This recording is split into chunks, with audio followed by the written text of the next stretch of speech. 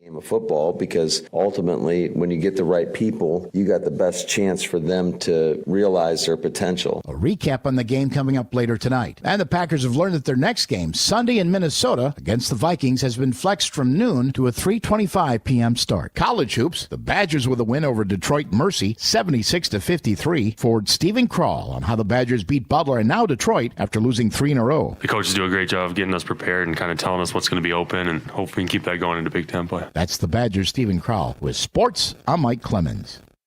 You can always continue the conversation on social media. Share your thoughts when you find and follow Civic Media on Facebook, X, and Instagram. I'm meteorologist Mace Michaels. A cloudy sky tonight, low pretty close to 20. Tomorrow, more clouds hanging around, highs upper 20s. Cloudy Christmas Day, high low 30s. A cloudy sky for Thursday, a high in the upper 30s. Rain possible Friday and Saturday as highs nudge to near 40. Right now it's 33. Are you prepared for an emergency or disaster? Because it's not a matter of if, but when. Don't find yourself saying, when the storm rolls in, my time to find a pet-friendly evacuation center will have run out. The scorching heat wave will leave me powerless to cool my insulin. I'll face a hurricane without meds. Now that's a tough pill to swallow. Let's prepare so we all have a better story to tell. Get started at ready.gov/older adults. Brought to you by FEMA and the Ad Council. The Maggie Dawn Show. Cindy from Appleton. Time Magazine has made the convicted felon the man of the year this year. Shame on them. Time Magazine base their person of the year on impact and like news making. The CEO assassination is pretty much the only news cycle that isn't entirely focused on Donald Trump, and yet it still relates to him because he has no health care policy. The Maggie Dawn Show. Weekdays from 2 till 4 on your local Civic Media radio station and on the Civic Media app. Todd Albaugh. Hey, everybody, join us next time as Mr. Zommers and I sit down to bring you a special Christmas holiday show, and happy Hanukkah as well. Lots of Christmas music.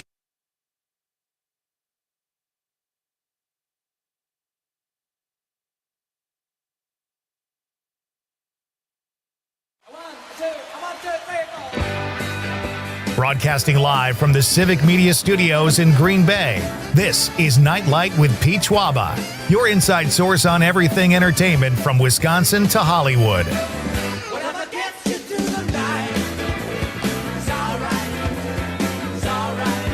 And now, a guy who thinks outside the box and hates cliches, Pete Schwaba. Let's light it up. Let's do this. We are getting close, folks. That's nice. I have to clear my throat a second and a half into the broadcast. You're supposed to warn me about this, Conrad. Pete, your voice is a little raspy. Well, it just can't. Like, it just started out like that, so I can't help you there. You weren't expecting that. I can't help you. All right, fair enough. Hey, welcome to Nite Lite, ladies and gentlemen. Great to have you with me on December 23rd. 2 days, one more shopping day.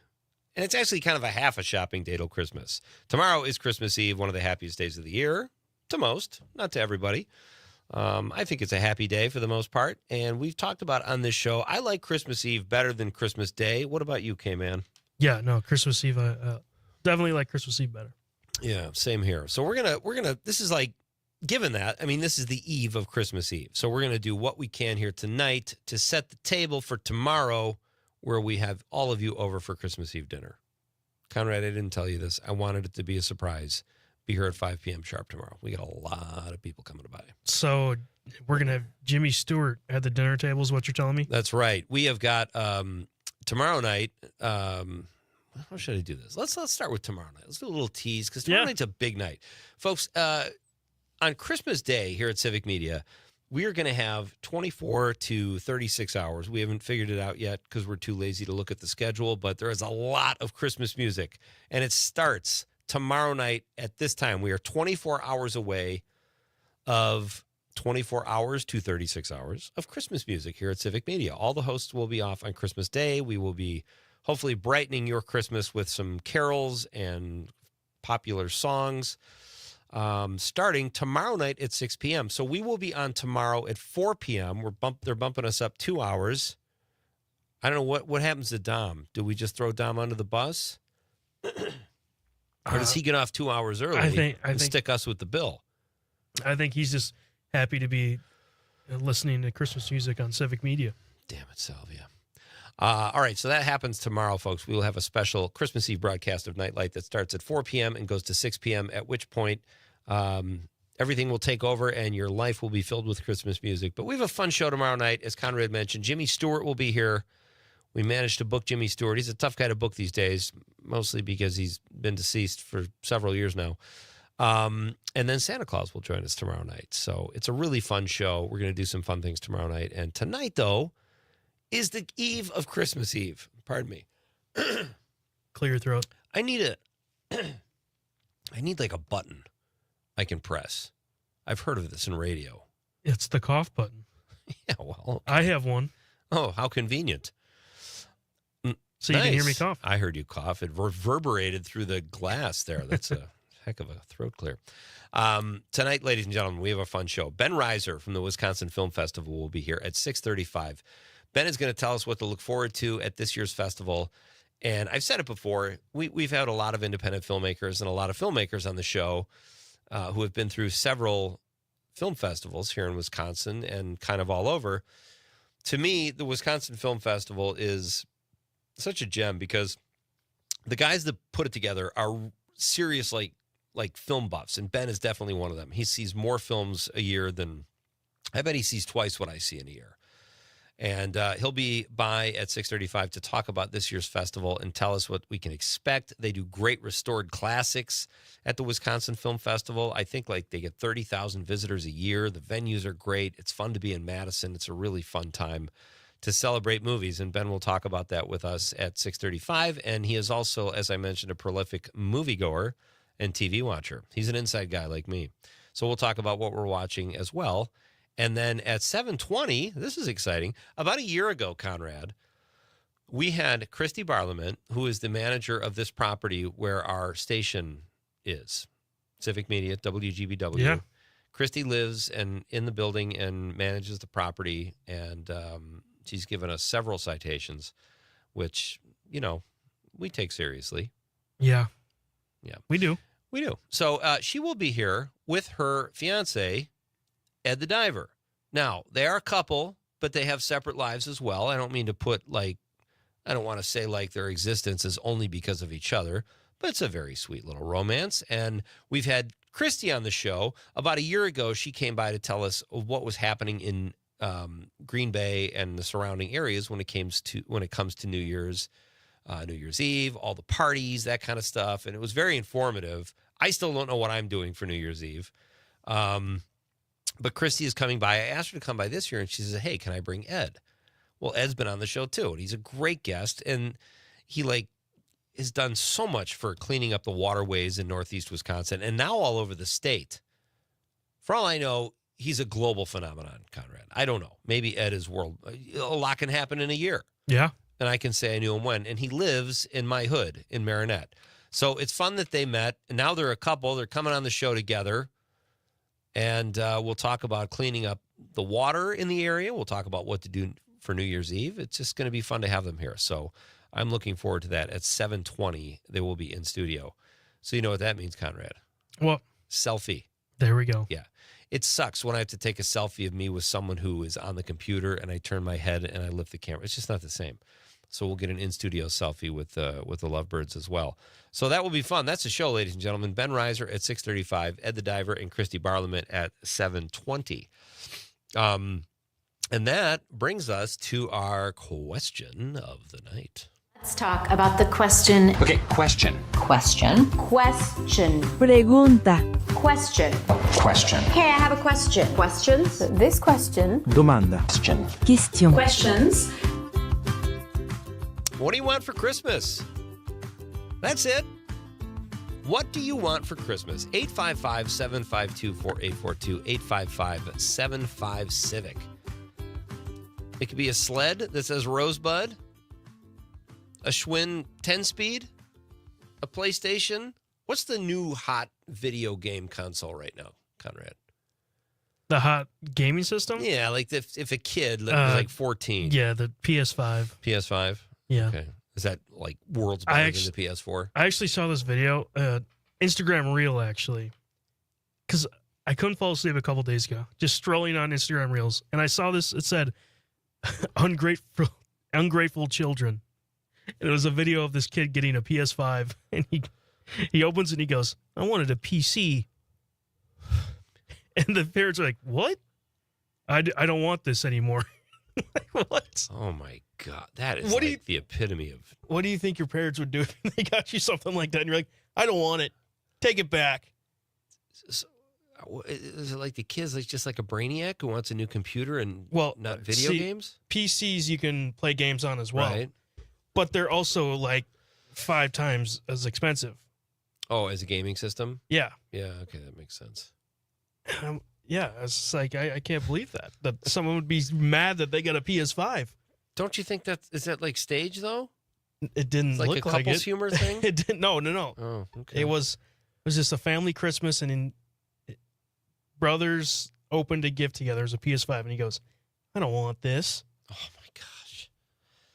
All right, how about you get nothing? How does that sound? Do you want coal? Yeah, take some coal. Hey, you can reach us at 855-752-4842. You can text us on the app. Very easy to use. If you haven't downloaded the Civic Media app yet, folks, I don't know what you're waiting for, but it's so easy to use. You can get all your shows, all your favorite hosts from Civic Media right at your fingertips, and it's very easy to contact any show. You just click the little icon. You can even call. You know how I know that, Conrad? Yeah. So this is, all right, as you know, last week, I'm just going to come out and say it now. I was sicker than a dog. I know nobody can tell because I'm a professional. But I was pretty sick, and I feel better now. But it was like last week was like caffeine and Tylenol right before the air, hit the air, and then crash hard after. Well, I was supposed to be a guest on Don Brown's show, who does a great show every Saturday morning on WAUK.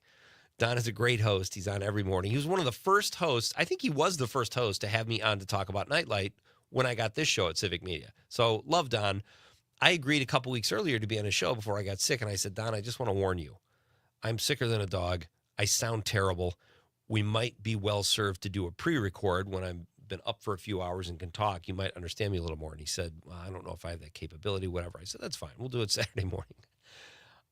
This poor guy, he probably heard my voice and had just thought I was dead or something. Like, it sounded horrible. I had been up for like 30 minutes. I wish we had a clip of that. It's got to be so bad. I will find it. He was like, I'm not saying, and Don is too nice a guy to say, Pete, you know what? Let's take a rain check on this. You're going to scare listeners away. That's how bad it sounded.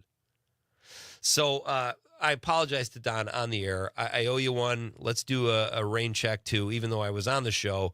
I don't even know what I said. I was out of my mind. So please have me back, and we'll do it again. Do it the right way. But my point is, you can call. Don said call.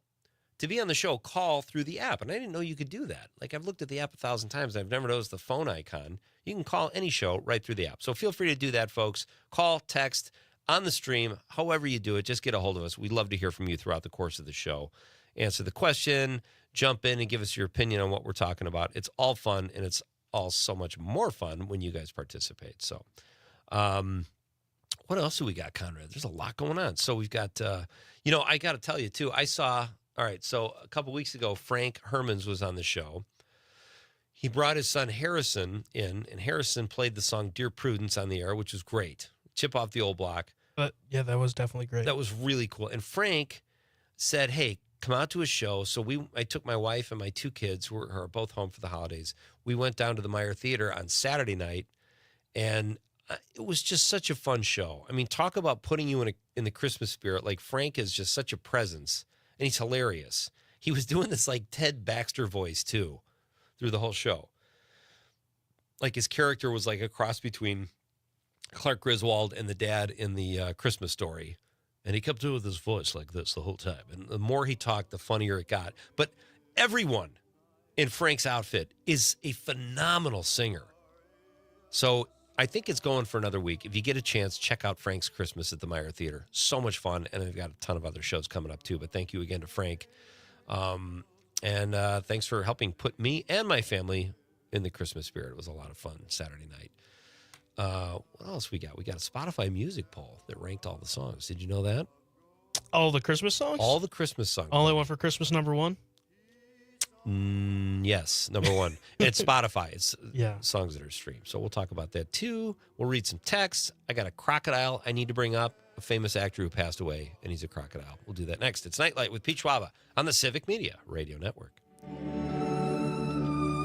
The world in solemn stillness lay to hear the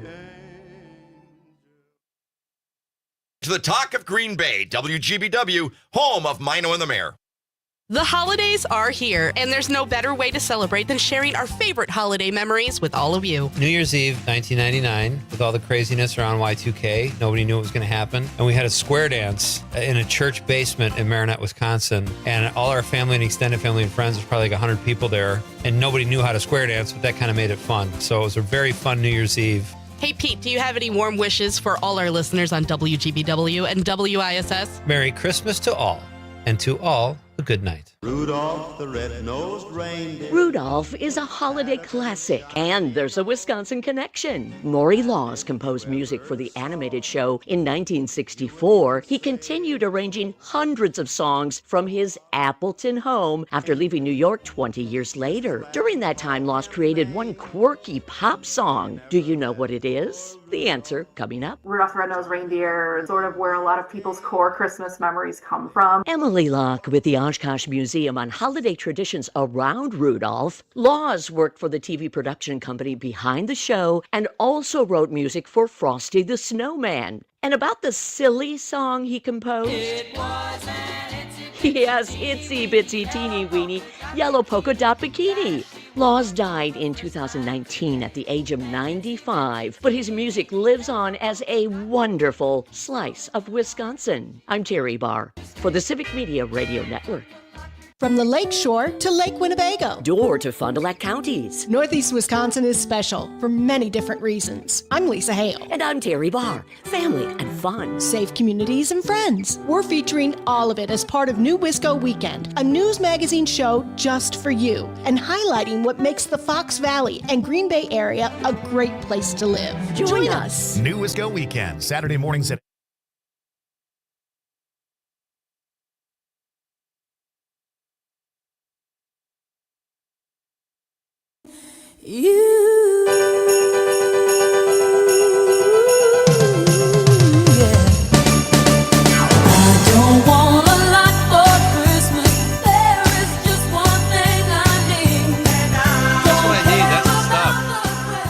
People say I love that song. Does it get you pumped up in the It gym? does. Not at the gym. I can't blast my quads to Christmas carols. Maybe Jingle Bells. I'm trying to find that list. Most streamed tracks on Spotify. I'll find it. If I had to guess, yeah, All I Want for Christmas is number one. It was number one. Feliz Navidad was number 10. I remember that. Yeah. I was gonna go to like 3. Yeah, I would have put that up there higher too if I had to guess. Do you know what number 2 is? Something Michael Bublé. It's not. Really? He was on the list. I don't remember what number, but it was Wham's Last Christmas. It was number 2. That I should have guessed. That is such a great song. Great song. And then Rockin' Around the Christmas Tree. Yep, that's my favorite. Number 4. I remember you said that last week in our poll. Jingle Bell Rock came in 6th place. And It's the Most Wonderful Time of the Year by Andy Williams came in, 8th place. So there's some good songs in there, but none of the nauseating ones. I guess some people, it's all relative. Some people might get sick of Feliz Navidad or, All I Want for Christmas. But I thought it was a pretty good list. It was just the most streamed over the last some odd years. Yeah. It's like a top 10 list. So check it out, though. I thought there was some good. It made me realize I haven't watched one Christmas movie this year. I've watched a bunch already. Have you? That's impressive. Yeah, I don't know what it is. I have been busy, and then I got sick, and I just wasn't feeling it. So next year, I think they'll seem even more. I don't know. Maybe I'll enjoy them a little more. But our question tonight, folks, is what do you want for Christmas? Very straightforward, very simple. Sherry from Horicon checks in and says, "Good evening, Pete and Conrad." Good evening, Sherry. Great to have you with us tonight.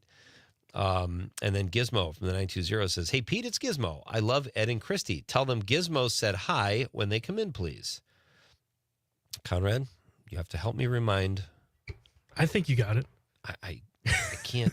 Gizmo, I'm going to do my best. I would say text in while they're here and tell them yourself. There you go. Yes. But I'll do my best. I'll try to remember that. Tom from Jackson says, "Was George Winston the piano player on the list?" He was not.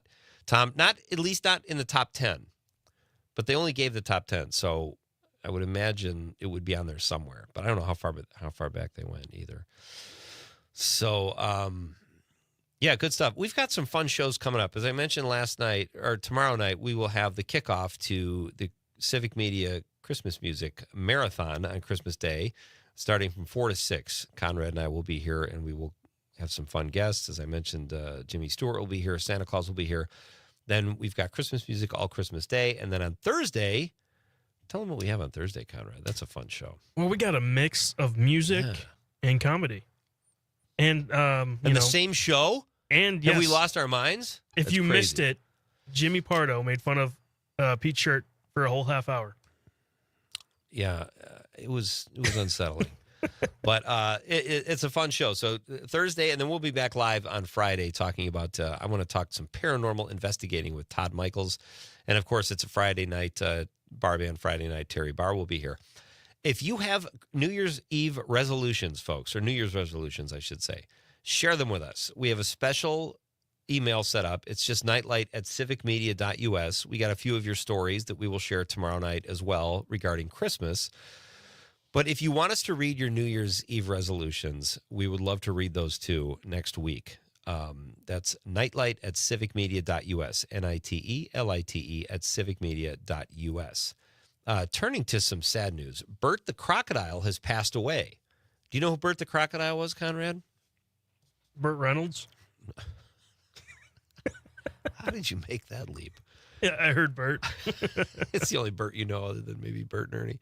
No, Bert the Crocodile is, I don't know his last name. He's kind of one of those iconic one-name actors, though. He was in the film Crocodile Dundee. That was the movie that came out in 1986 starring Paul Hogan and Linda Kozlowski. It introduced Americans to Australian culture through a comedy about a crocodile hunter. And it also made everyone in America think they could use an Australian accent. And they were taken by the whimsical charm of the Australians. You've heard friends say, "G'day, mate." Hello, governor. Hello, governor. Put another shrimp on the barbie. Those are the kind of phrases we heard a lot of in the mid-'80s until you felt like beating someone senseless until they stopped. But Bert the Crocodile was in the film, and he just passed away. He was 90, apparently a very charismatic crocodile, as crocodiles go. And he was at a Crocosaurus, living in a Crocosaurus cave, I think they call it. It would seem like it was the equivalent of the Beverly Hills retirement home. Bert passed away. Tip of the hat to Bert, because he did some great acting. Who's your favorite animal actor, Conrad, if you had to choose? You got Lassie, Benji, Beethoven, mostly dogs. Air Bud. Air Bud. Again, the dogs have cornered the market on animal acting. Why can't I? Garfield.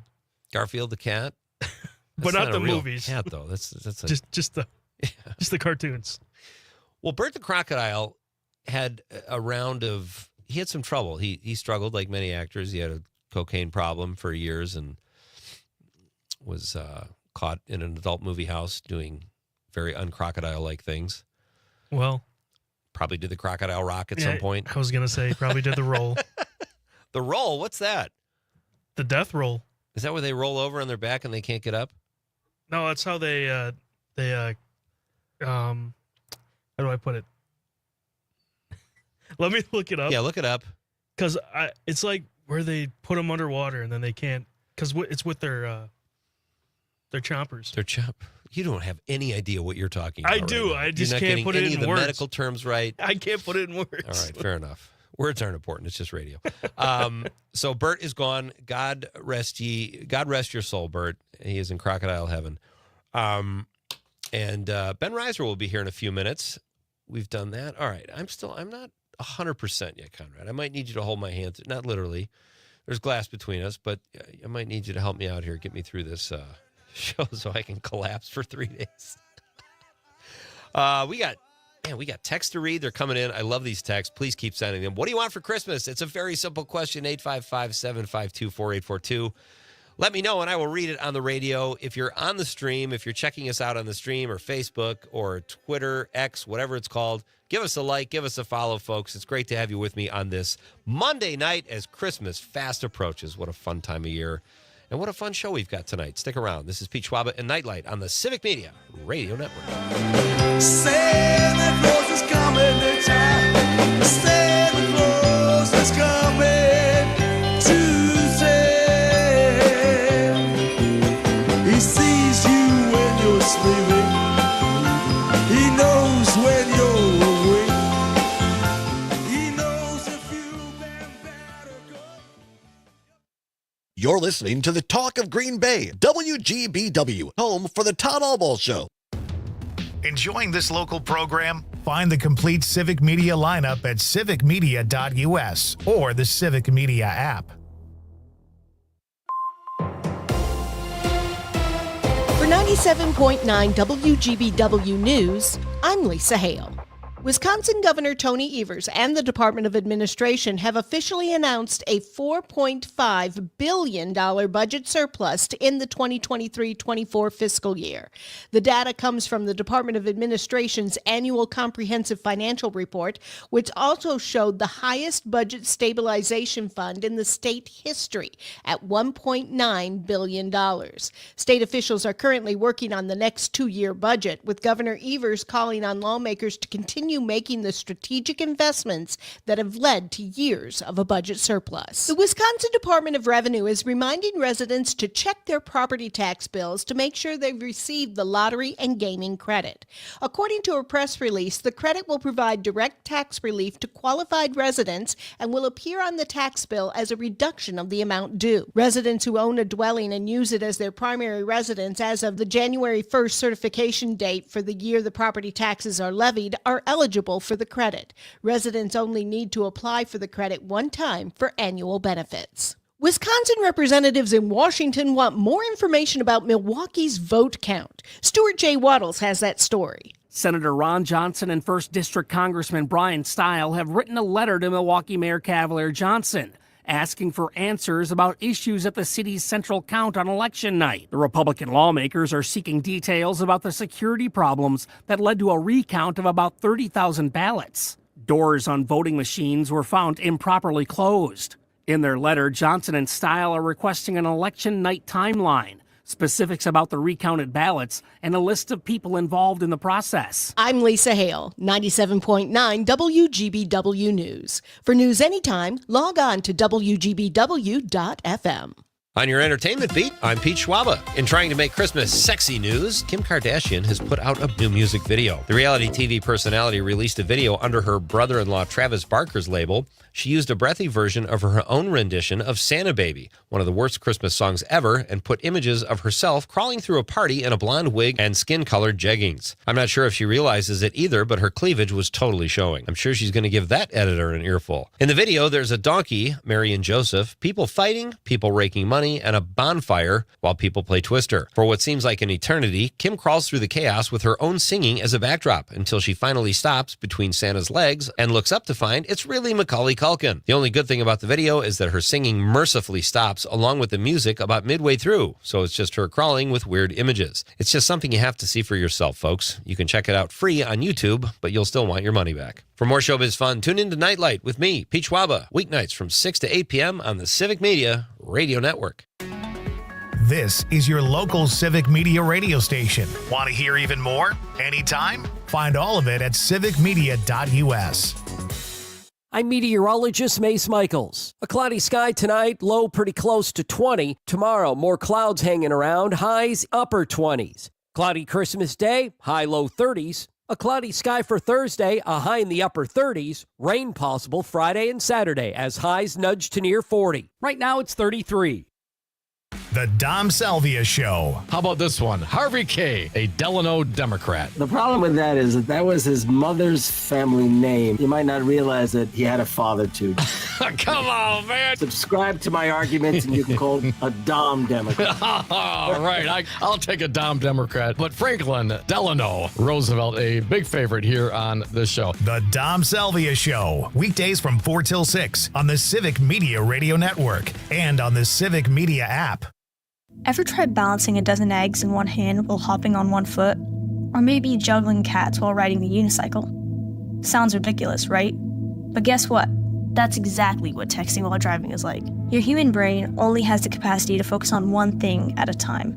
So when you're behind the wheel, give driving your undivided attention. Don't drive distracted. A message brought to you by the National Highway Traffic Safety Administration, Project Yellow Light, and the Ad Council. Dom Salvia. Just PS here. Dom and I wish.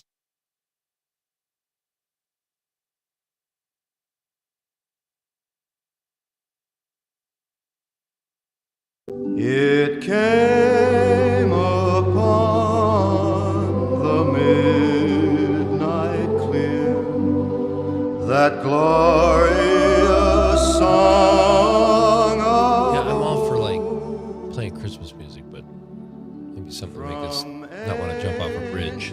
It's Frank, though. I know it's Frank, and I love that. But is there like...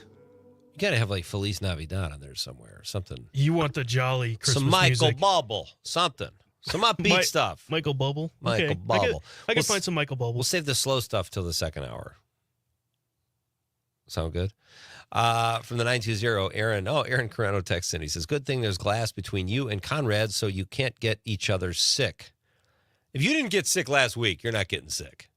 Yeah, well. The guy's a tank. I don't know if you heard me knock on fake wood. I did. Aaron says, happy holidays to you both. Thanks for all you do. Thank you, Aaron. Thanks for, it's good to know the boss is listening sometimes. Tom from Jackson says, Jimmy Stewart was able to show raw emotion in a good way. Could not agree more, Tom.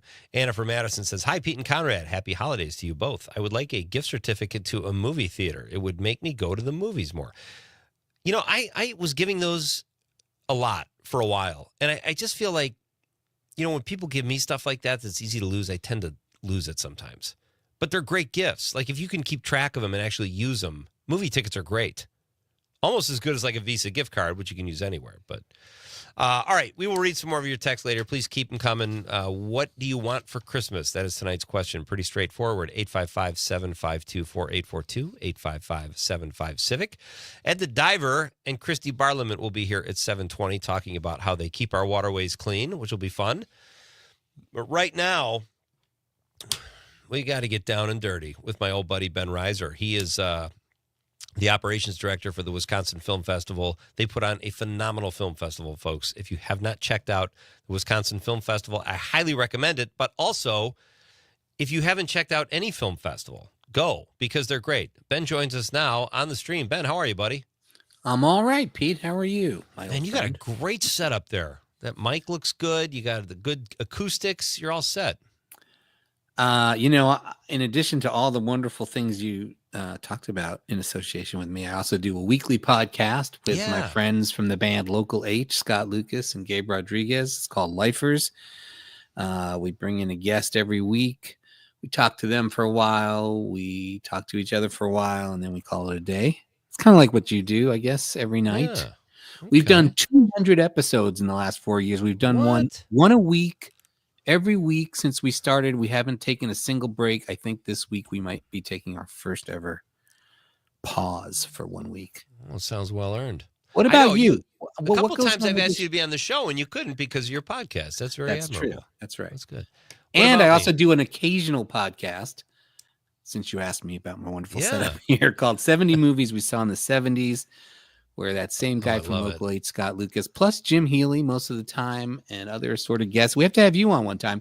We talk about a single movie from the 1970s that theoretically at least one of us saw in the 1970s. And I'm a little older than Scott and a little older than Jim, so it's usually me who's seen the movie actually.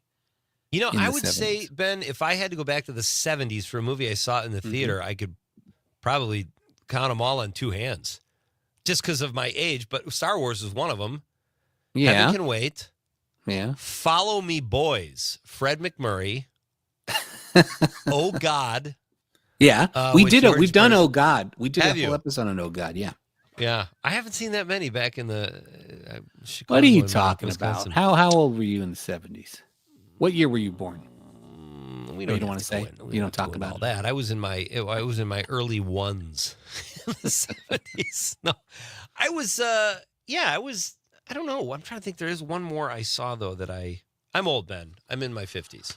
So Well, I still think we should get you on to one of these things. I would love it. That would And be you fun. don't spend enough time in front of a mic anyway, so It's the least you could do. Hey, it's good to have you here. Are you ready for the holidays? How's it going? I'm totally out of gas. So in that sense, yes, I'm ready for the holidays. I'm ready to just sort of sit on my sofa. Well, I mean, by the way, this is not very different than the rest of the year. Watch some TV. I feel like watching TV and movies right now is a sort of a chore for me. That's how out of gas I am. I'm just, Oh, wow, I can't even watch a freaking movie at this point. Jeez. You know what happened to me last night? So my son, Joe, who we know is home. Yeah. And I said, hey, Joe, I'm going to watch. I told you in our text exchange today, I said, I've tried to watch Conclave twice. Right. And I kept getting interrupted. And Joe comes up last night. It's like 11 o'clock. I'm just starting Conclave. And he's, oh, Dad, I'm only going to be up for like 20 minutes. Can we watch something like one of our favorites, 20 minutes of. I say, sure. So we end up putting on the Boston Bomber movie because there's some scenes he likes from that. Really? So, yeah. And Is that the one with Mark Wahlberg? Yeah, who, by the way, in my opinion, is the weak link in the movie. But it is a pretty good, fast-paced movie. So I say, sure, Joe, put whatever, because I just want to spend time with him. I don't care what he puts on. So he watches, he kept saying, all right, one more scene, one more scene. We're an hour and a half into this excursion, and then he goes to bed, and I end up watching the end of the movie that I've seen 3 times because of him by myself. So that's my movie watching abilities over the weekend. Well, we watched Gremlins, the whole family. My kids are both back that's a good one. from college or their jobs in New York City, wherever they're doing. They were back, and we settled on Gremlins for the night last night. I'd have to give that a rewatch. I don't remember much about that. It's fun, though. It doesn't matter. It's just fun to do with the family. So let's talk about what you are watching before you ran out of gas. But first, let's hit on the Wisconsin Film Festival. It is such a fun time every year. You guys do such a great job. I love the assortment of films you have. I love your venues. Everyone's so personable. All the volunteers you have working the festival are outstanding, and I highly recommend people check it out. I know it's probably in the early stages, but how are things coming together? Well, that is our slogan, actually. Come for the movies and stay for the volunteers. It's going all right. It's going pretty well. I think the film industry is having some issues, especially here in the United States, in Hollywood. There was the strike, there was the pandemic, and what I'm hearing from Mike and Jim, our 2 main programmers, are that there aren't a lot of great things coming out of this country this year for them to program for the festival. So, and we don't want to lower our standards, but having said that, Jim said that they both went to the Toronto International Film Festival in the fall, which is one of the places they go to see a lot of movies. Mike will be attending the Sundance Film Festival virtually, because some of these film festivals have now turned into this hybrid model where, yes, you can go fly out to Park City, Utah, and brave the elements and stand in line and see some movies, or you could stay home and watch most of those movies via streaming services. How can anybody do that, Ben? Is it terribly expensive, or it's not cheap? It's probably at least twice what we charge for our festival, for like an all festival pass. Okay. And I think you have to have some kind of, to get that, I think you need to have some kind of accreditation. What's the word? Accreditation. Conrad? He took off. He's not listening. Accreditation. Accreditation. Yeah. You have to have one of those. Okay. And obviously I can't say it, so I don't even have one, because I don't know what to tell people when I'm asking for one. Credentials. You got to have some kind of credentials. Too. Yeah. Okay. By the way, boys, I found out about a Christmas song, an upbeat number, for the first time yesterday, but it's from 1979. Did you know that the members of the Sex Pistols and the members of Thin Lizzy, you know that the Boys Are Back in Town, that band? They got together and did like a Christmas supergroup and did some kind of Christmas song on some British TV show. Really? Yeah, I never knew about it, but that's What's an it called? upbeat number. It's no Sinatra, but it's called Merry Jingle. And Merry it's Jingle. kind of what you would expect from the Sex Pistols and Thin Lizzy combined. I'm sure it's upbeat. Oh yeah. Well, thank Sorry. you. For the, Anyway, yes, the festival. It's every April. This April or this coming April 2025. It's going to be April 3rd to 10th. We take over 6 or 7 movie theaters in Madison, Wisconsin, which is actually more movie theaters than are in Madison, Wisconsin. Yeah. So we take over the existing ones and then we build our own just for the week. And we show you 150 films. We bring in filmmakers from all over the world. We have some late night fun at local restaurants, sponsor restaurants and hotels, and they feed us well. And we charge up and go, and we watch 4 or 5 movies a day. Basically, if you're gonna do the festival right, you're gonna commit yourself to like, okay, all I'm doing for the next 7 days is seeing movies. It's a great listen, and if you have to take vacation days to do it, like I know a couple people who do, I recommend it because you just get lost in the movies. It's so great, and I always I love watching you throughout the course of the week, Ben, because you look more like you're compensating as the week goes on and trying to stay upright. It's fun. I know it's a lot of work. Is there a theme this year or anything that we can look forward to or any restored classics coming our way? Yes, I'm sure there will be some restored classics. I have heard, but it goes in one ear and out the other.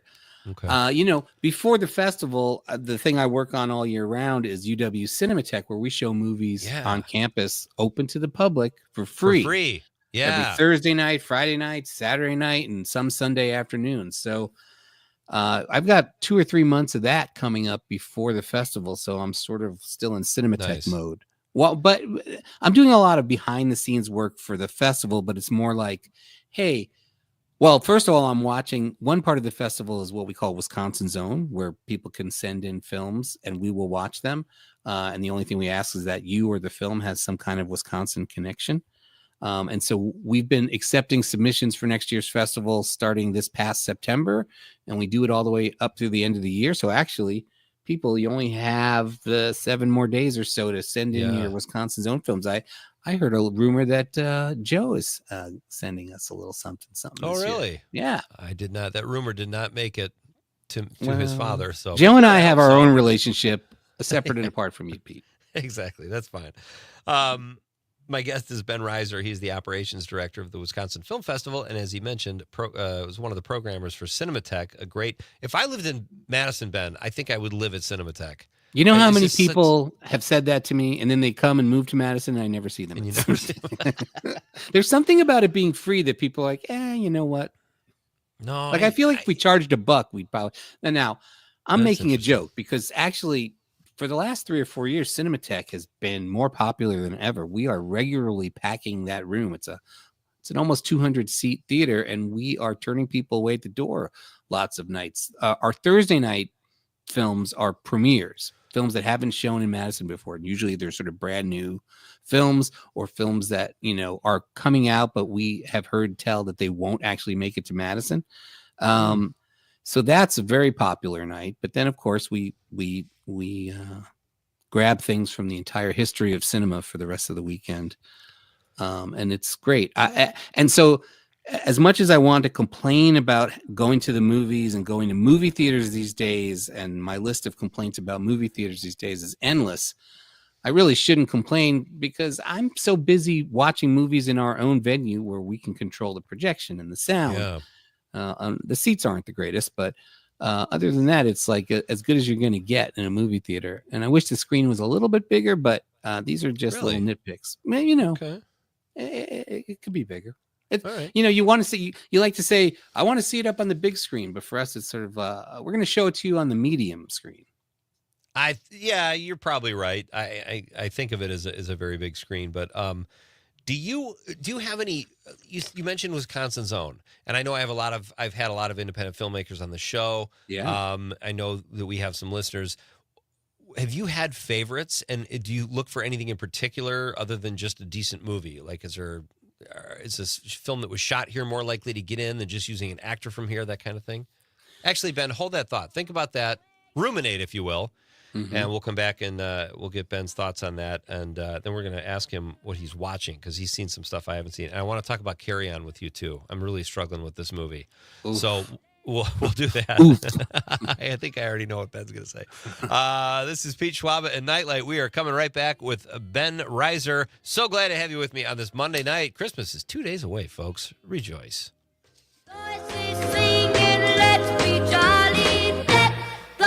With bottles of holly rocking around the Christmas tree, have a happy holiday.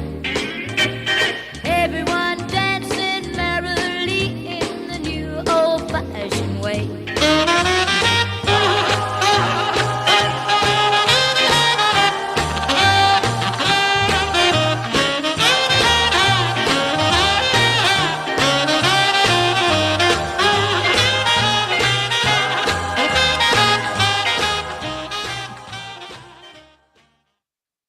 From De Pere to Swamico, 97.9 WGBW.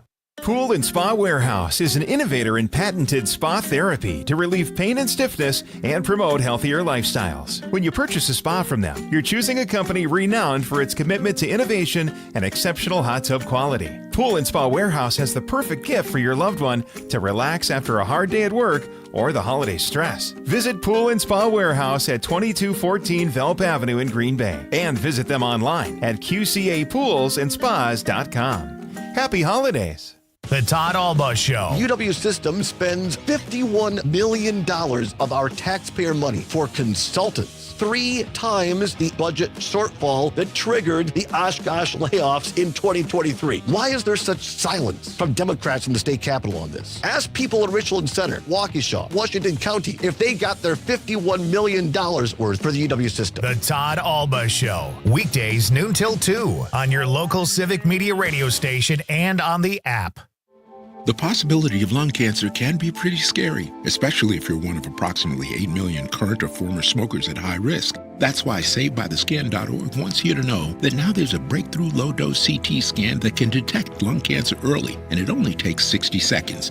You stop smoking, now start screening. For an easy quiz to see if you're eligible, visit SaveByTheScan.org. It could save your life. SaveByTheScan.org is brought to you by the American Lung Association's Lung Force Initiative and the Ad Council. Mino and the Mayor. I'm going to admit something that I normally would not admit. A lot of times I don't wear underwear. We got to go to a break. I don't have a cart, and I'm carrying this stuff. Yeah. I got my finger in the loop, holding my pants up, because they would literally go down. And twice, people stopped me. Hey, John Mino, as I'm trying to hold my pants up and hold my stuff in my arms. Mino and the Mayor, weekday morning 6 till 9 on 97.9 W.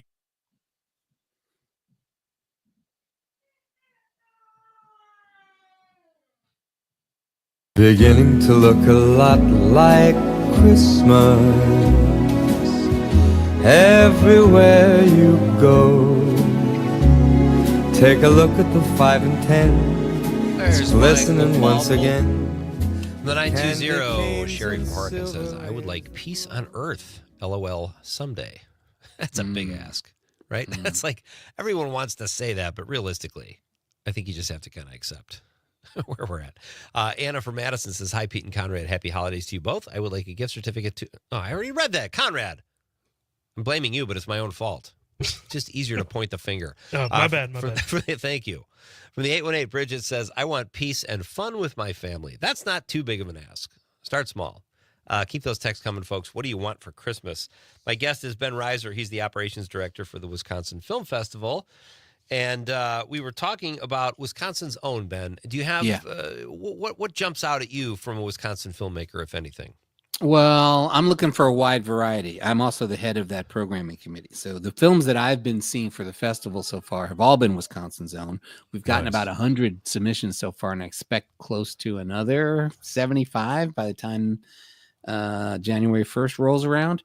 And so, the thing about having to find Wisconsin's own films is that I really need to broaden my horizons as a film watcher. So, I've got genres of films that I've always liked, but now I've got to sort of, get in the headspace to appreciate experimental films and documentaries, because we get a lot of those and a lot of them are terrific, but it's not the same as watching Gremlins.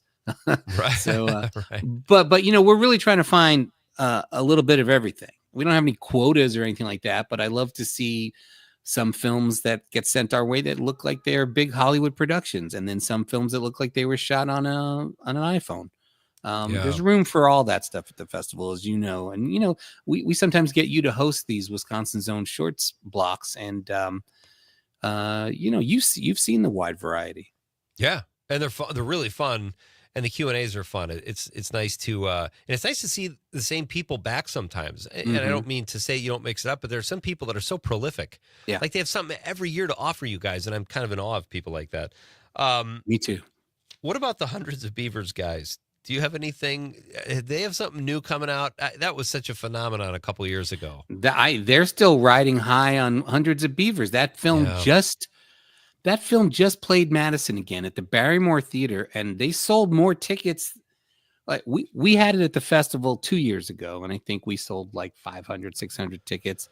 Then we showed it at the Marquee at Union South the next year, because these guys came back and they were doing like a road show with it, and we sold that out. And then they were at the Barrymore, and I think they came close to selling out the Barrymore a couple weeks ago. And by the way, the film is streaming for, quote unquote, free on Amazon Prime right now. So if you're a Prime member, you can watch this thing. I don't know. I mean, I'm thrilled that people still want to go to movie theaters. And if there's a movie that seems made for theaters and a large audience and not just sitting at home on your couch, although it works perfectly fine in that environment as well, but it seems like Hundreds of Beavers. So I don't know. I think they're still, I think they're still basking in the success of Hundreds of Beavers, and hopefully getting offers from some real Hollywood studios or something to make a bigger film next time. It'll be really interesting. We've had Mike on the show, the director, Chesnick, I think is his last name, and he was a lot of fun to talk to. But it'll be interesting to see, since this movie was so profitable for what they spent on it, what they do next, and possibly, like you said, with a studio with an actual budget. Like, I really hope, and I don't think they will lose that creative, innovative charm they have, because Great Lakes Monster was great too. And if they do, who cares? At least they got the cash in. But Hundreds of Beavers is such a fun movie. It's terrific. Yeah. Unlike, let's say, Carry On. Yeah, we'll get to that. I have one more question for you. Let me ask you this: what are some of your favorite movies, aside from Hundreds of Beavers, from Wisconsin filmmakers the last few years? Anything else that jumps out at you that we could see? Well, there's this, can you see? That's a good question. But there's this filmmaker who's been submitting stuff to the festival for a long time. His name is Nathan Deming. Do you know Nathan? Have you had him on the show? I'm a friend of his, yes. I was in one of his films. I was in his movie, that's right. Speaking I'm sorry. in Tongues. Yeah. I do remember that. Right. That was one that we didn't show. Memorable. We wanted to show, and then his producer was right. like, no, your festival isn't big enough. We need to open it somewhere else. And I don't know if anyone has ever seen that film. Is that available for streaming? That is available. Speaking in Tongues, he just told me this. I think if you go to Roku in the search and put in Speaking in Tongues, it'll show. I know it's available somewhere. Well, Nathan, I don't know if he had one. Yes, he had last year. He's doing this project where he's doing like 12 films, one for every month of the year. Yes. All set in Wisconsin, these sort of short to mid-length films. So he's done January and February. We've shown them both. They're both fantastic. February, especially, I just think is. That's the one in the church, right? No, that's January. Oh, February is the one with the ice fishing. Have you seen this one? Yeah. Yes, I have. Love that movie. Loved it too. Yeah, he's great, and an up and comer. I mean, he lives in L.A., but every time I talk to him, he's like, "Hey, I'm in Wisconsin." I'm like, he is in Wisconsin these days, working on I think another film. I think he's got a. I was going to say, I think he's got a feature length that he's working on locally, and he said he might even come to Marinette with the co-director and scout locations, which I think would be so fun to take him out and show him around. But and then I know he's working on March as well for his month library. He's going to be on our Golden Badger jury this year. He's going to be judging other Wisconsin Zone filmmakers. So Well, The that's table has that's turned. Nice trip to Madison for Nathan. I know he loves it there. So, all right, can you stick around to talk carry on when we come back after the news? Sure. All right.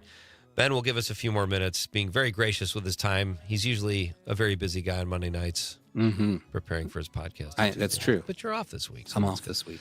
All right, Ben Reiser is here from the Wisconsin Film Festival. We're going to talk about the movie Carry On. I've got gripes. It sounds like he has gripes. It should be a fun rant fest.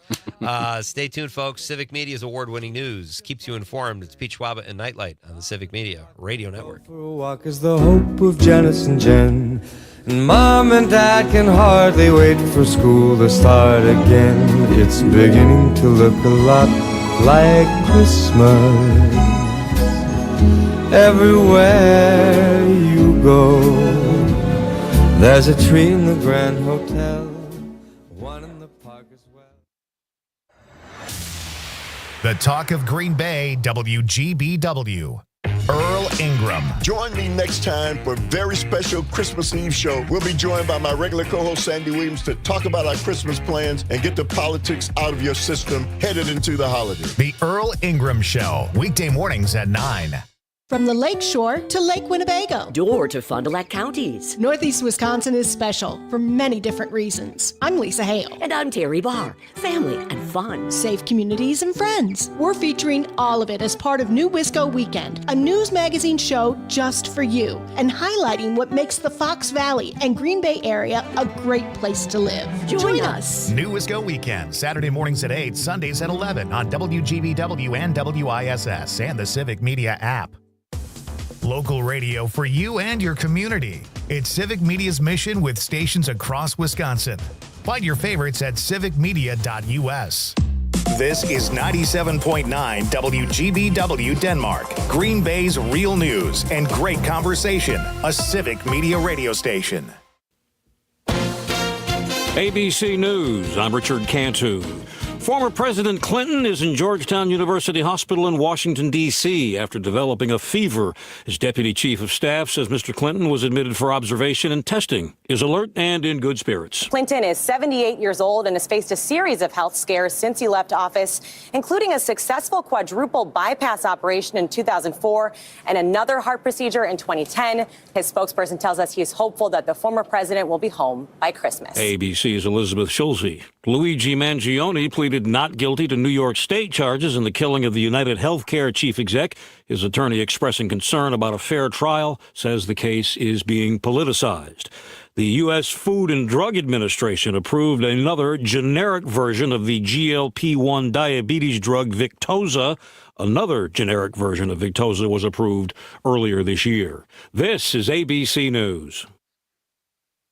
Hi, I'm Michael Friedman, CEO of Simple Life Hospitality. Let us take the hassle out of vacation rental property management. We'll maximize your earnings and handle every detail from cleaning to maintenance and repairs. For guests, enjoy a stay that feels like home with hand-selected properties, personal touches like local recommendations, and extras like concierge service that will make your trip unforgettable. Whether you're a homeowner or a traveler, experience the Simple Life. Visit simpleliferentals.com.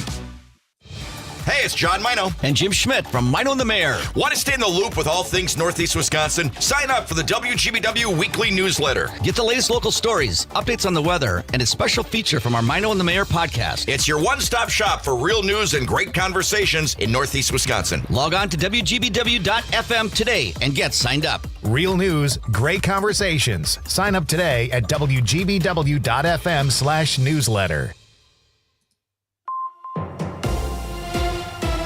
For 97.9 WGBW News, I'm Lisa Hale. Gas prices have inched up again. Melissa Kay has the story. Gas prices increased last week, rising 3.7 cents for an average across the state of $2.81 per gallon. Despite the expected increase, prices in Wisconsin are still 5 cents per gallon lower than a month ago, but over 7 cents higher than this time last year. Officials at Gas Buddy say prices may hold near recent levels this week. However, in our area, stations will likely be rolling back prices after the recent hikes in competition with nearby gas stations. It will pay to check prices before you fill up. You may be able to save as much as 25 to 50 cents per gallon depending on where you fill your tank. The average for a gallon of gas in Oshkosh is $2.67. In Appleton, it's $2.68. And in the greater Green Bay area, prices range from $2.57 all the way up to $2.89 a gallon. Dealing with stress at the holidays is bad enough. There's the hustle and the bustle. But add to it the less than pleasant political conversations that may pop up with extended family and friends,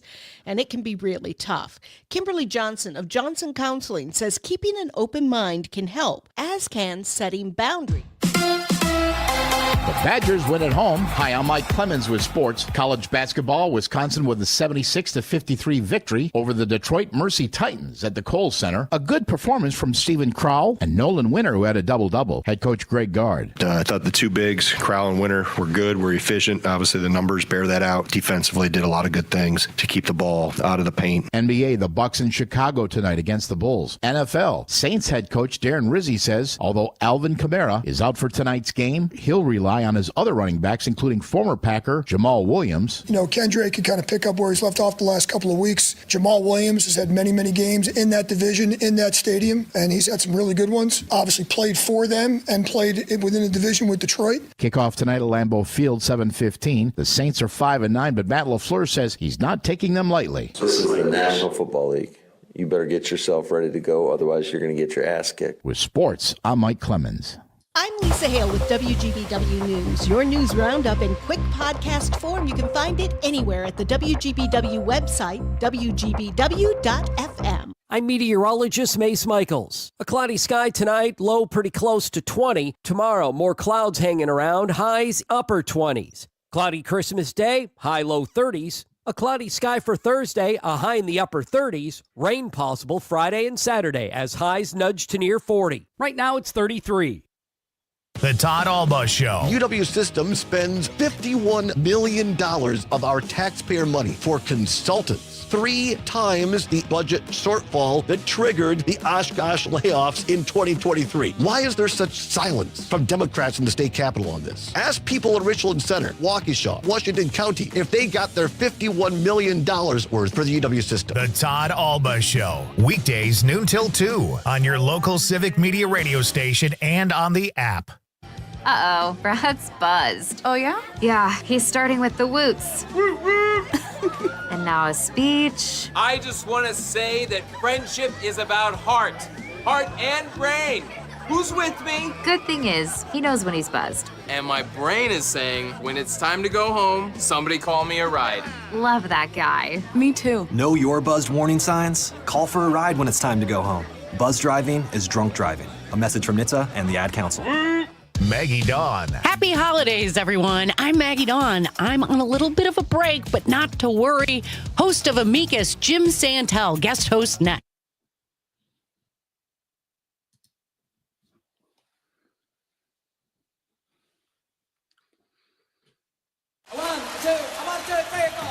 Broadcasting live statewide from the Civic Media Studios in Green Bay. This is Nite Lite with Pete Schwaba, your inside source on everything entertainment from Wisconsin to Hollywood.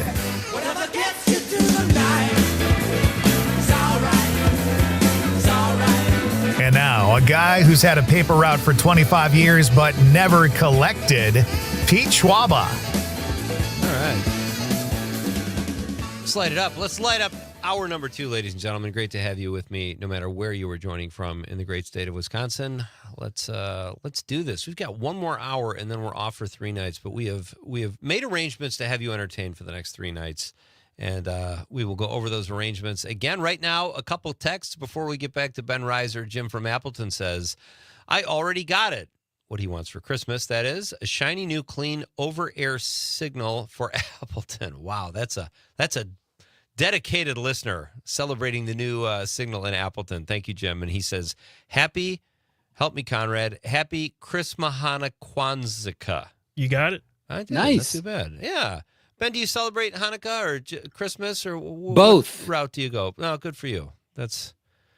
We have our Jewish members of the family will not be with us this Christmas, so I have a feeling we're not probably going to focus on Hanukkah as much. But you have in the past? Have they been with you in previous? Yeah, times? we've had almost every Christmas, but this year for whatever reason they can't make it. But we had a little menorah, and yeah, we usually.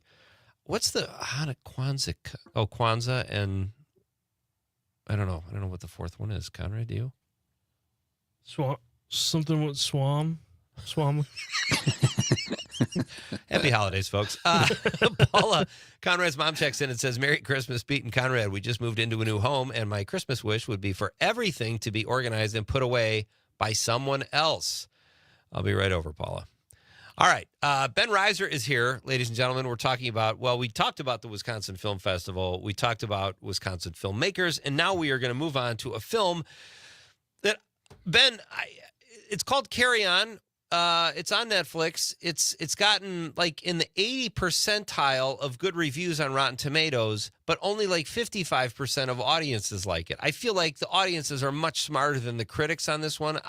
There's so many holes in it. I found myself with logic leaps I couldn't accept.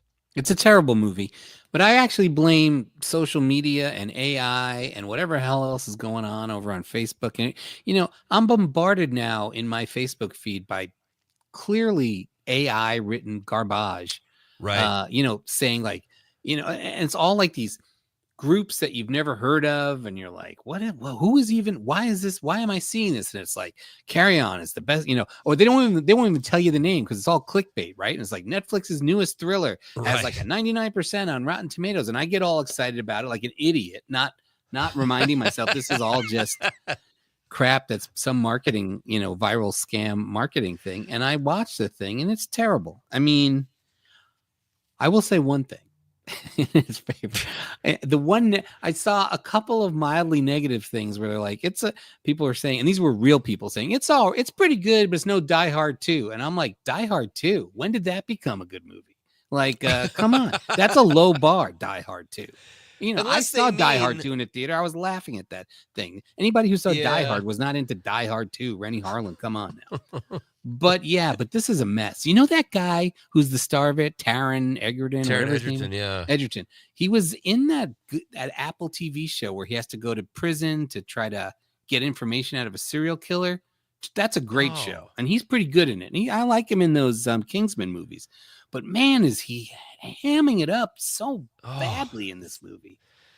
He's not one of those guys you watch on screen and you can say, I see how he's thinking. He's one of those guys you watch on the screen and you're like, this guy doesn't seem to have a thought in his head.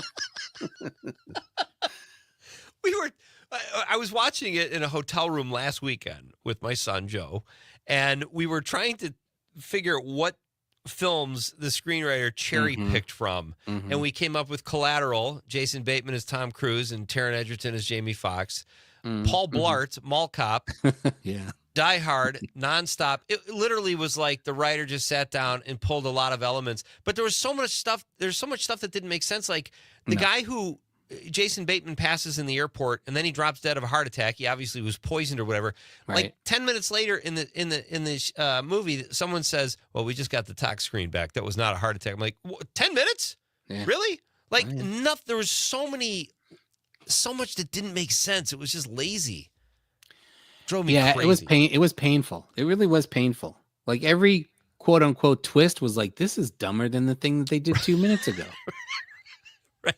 And he's sitting there at his post talking to himself, talking to Jason Bateman on the earpiece. I'm like, and people are looking at him. TSA. Right. Yeah. His boss is looking at him. Why didn't they immediately remove him? This guy looks like he's insane. You're right. He's talking to himself. He's dropping stuff in a desk drawer every 5 seconds. Like, what is going on in this stupid movie? And it just shows you how a bad script can make a good actor look like an idiot. Like you said, it's just, it's inexcusable. All right. So we covered that. What else have you seen in the theater? Anything else in the theaters you can recommend or not recommend? Well, I saw that movie, Anora, Sean Baker movie. Oh, yeah. Have you seen it? It's supposed to be great. No, I haven't seen it. Have you seen any Sean Baker movies? What else has he done? Tangerine, The Florida Project, and his most recent one was Red Rocket. These are all terrific movies. You should. I have not seen any of them. You should no. watch them all and then go see Anora, or by then it'll be on streaming. I think it's certainly going to be up for Best Picture. It's terrific. Great movie. Cool. Very funny. All right. Good to know.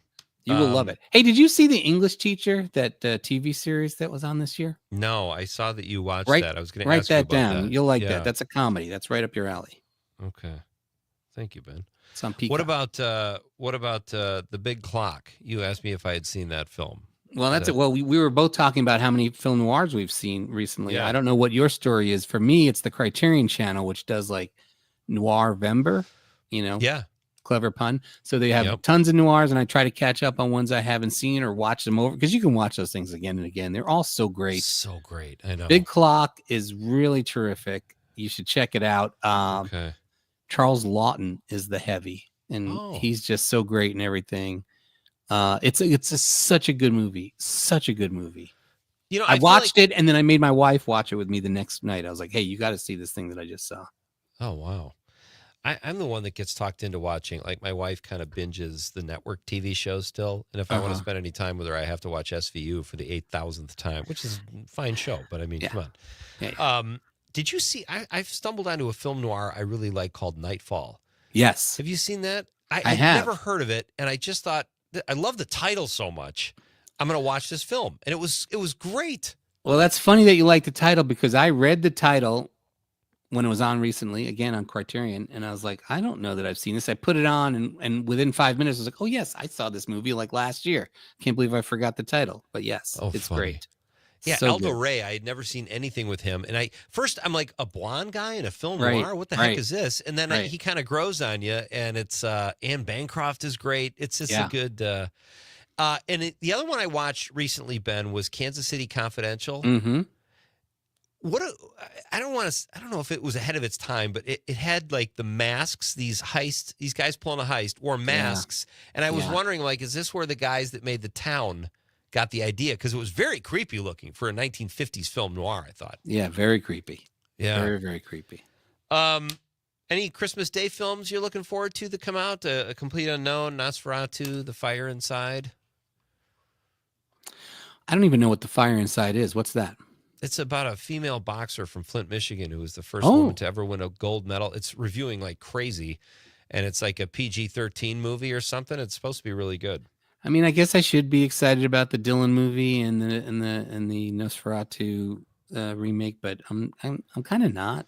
I don't know. Okay. Again, I'm out of gas, but I'm going to be in New York from Christmas through New Year's with nothing to do, and hopefully a chance to. You know what I'm going to go see in New York in 70mm is The Brutalist. That's another movie that's coming out soon. I'm excited for that too. Or it already is out, I guess. Not here. We have the Madison premiere here. Pete, arrange to have your show in Madison the week that we're showing The Brutalist. When is that?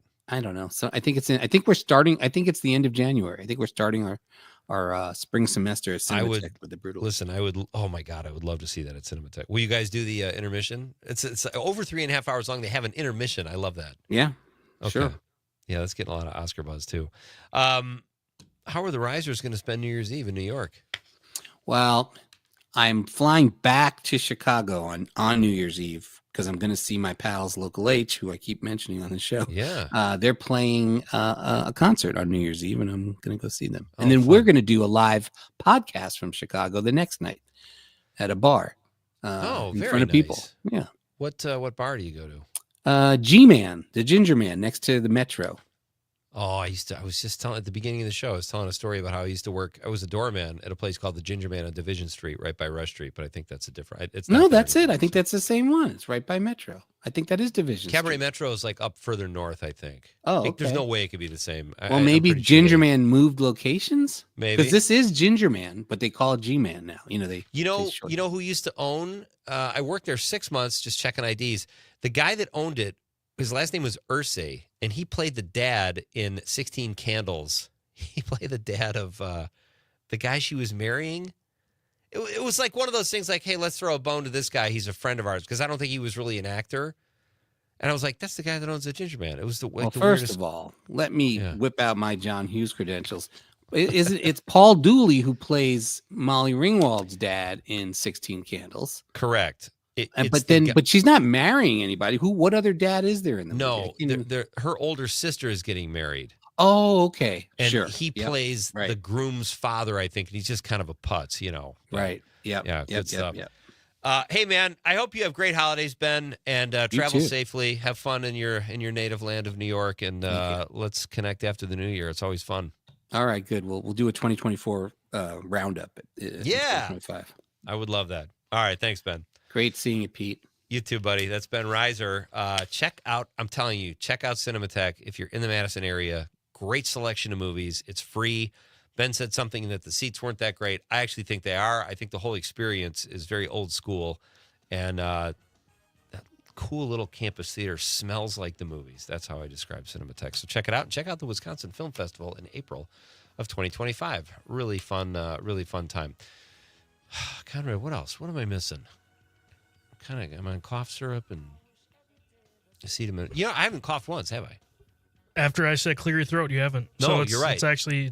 I want to do an endorsement. You're welcome. Thank you. Well, okay. Most people, when they want to help someone out, they don't need but that's fine. I do. You'll take the thank yous. All right. Ed the Diver and Christy Barlowman coming up in the next few minutes. This is Pete Schwaba and Nite Lite. We are coming right back on the Civic Media Radio Network.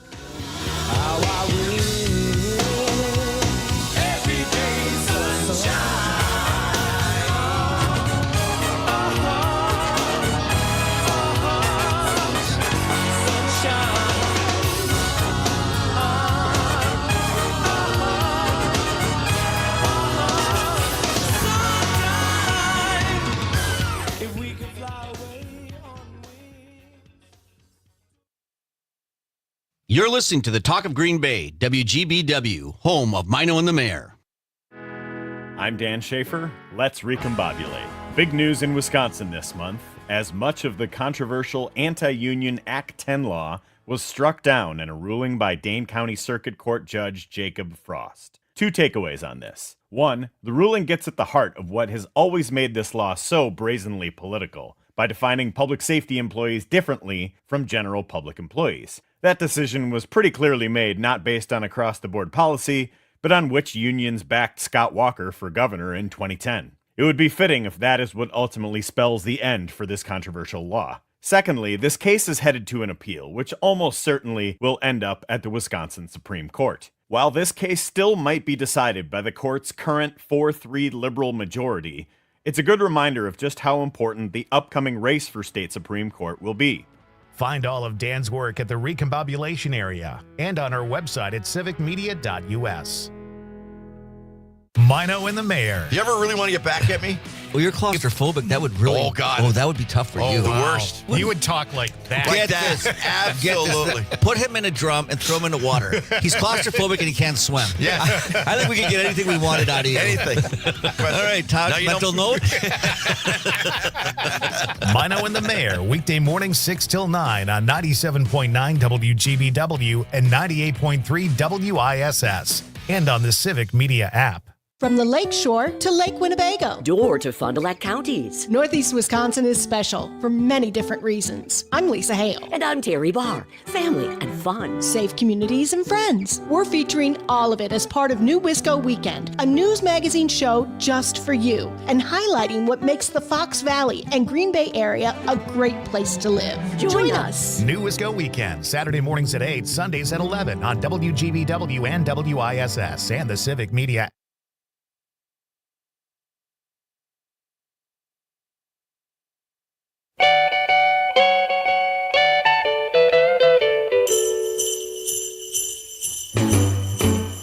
Jingle bell, jingle bell, jingle bell. Monica in Mount Horeb says, I would love a massage, but that will be a present to myself because I know I'm not getting one from anyone else. Not with that attitude, Monica. Shoot Conrad your address. He'll be over shortly. I'm going to go help his mom unpack some stuff, and we can do it that way. Chris from, Chris Casper says, I watched Carry On last night. It was objectively terrible. How did that ever get to be a thing that made it to fruition? Nothing about it was good. Chris, I could not agree more. And then I think one more here, and we are caught up. And that is Tom from Jackson, who says, He says, the cat in Veronica Lake's lap. I feel like he talked about Veronica Lake last week and the cat. Are these texts mixed up? Because remember Tom was texting. I don't remember too much about that, to be honest. Oh, thanks for paying attention. He says it was a black cat. Thank you, Tom. All right. This is exciting, folks. 2 of my favorites are here in the studio now, and you really have no excuse not to be because one of you lives in the building, Christy Barlowman. Both of us. Yeah, both of you. Both, okay. Yeah. Whoa. You're not married yet. Are you telling me you stay over sometimes? Shh. He sleeps on the couch. Yeah, sleep on the couch. And Ed Bieber, also known as Ed the Diver. You guys have, all right, I just want to give people a recap because I think this is kind of funny. You and I first had a text exchange, Ed, probably a year ago-ish. I had just met Christy. You would come on the show to talk about New Year's Eve. And you do so many things here, and you were on Mino and the Mayor at the time. And I had just met Ed, and then Ed came on the show, and you guys were here together with Silent J, and I'm going, I think there might be something going on here. And then I noticed you guys around a lot, and now you're like engaged. So this is like a beautiful story that Nite Lite will take full credit for. There you go, Pete. Fair enough.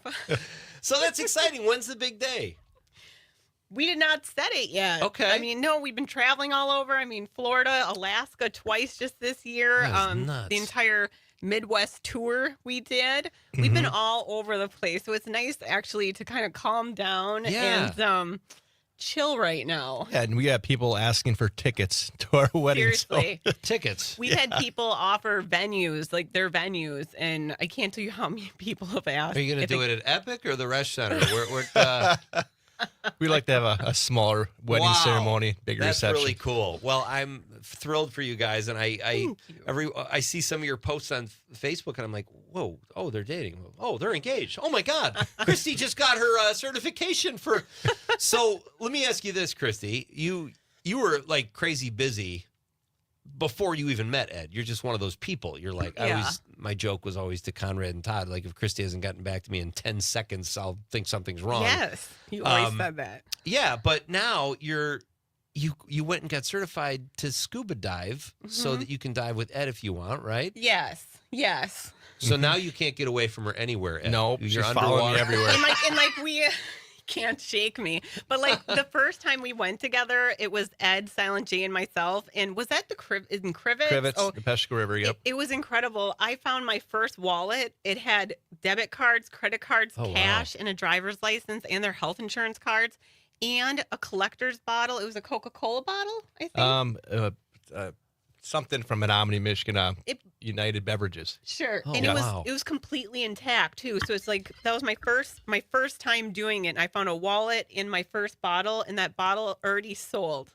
Within a week, I think it sold, right? Yeah. Really? Because we're starting to like sell some of his bottles because he has an entire bottle room. There's so many bottles. Is that why you needed? Okay, so I'll just give some more background. All right, I think this is a fun tidbit too.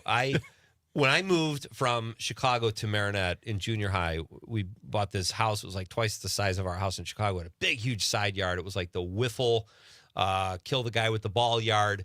And Ed, as I found out once we started texting like a year ago, Ed said, I live right across from your old yard. I was like, man, you would have had a great seat for some wiffle games. But you had this great house there, but you moved. Yep, sold it to my son, moved over by Quick Trip. Right. Close to the Lollies there. Quick Trip in Marinette, right behind Lollies, right? Yes, literally. Did you need more room, or did you want to be closer to Lollies? I wanted Quick Trip. Quick Trip. So it's like, I got Lollies, Quick Trip, and the post office, and that's kind of like what I work. And then I mainly work in my house there, but it's just so cool because it's just like a workhouse. I just work there, live down here, and when I have to ship stuff out or scrub some bottles or balls or discs, I just go back up there.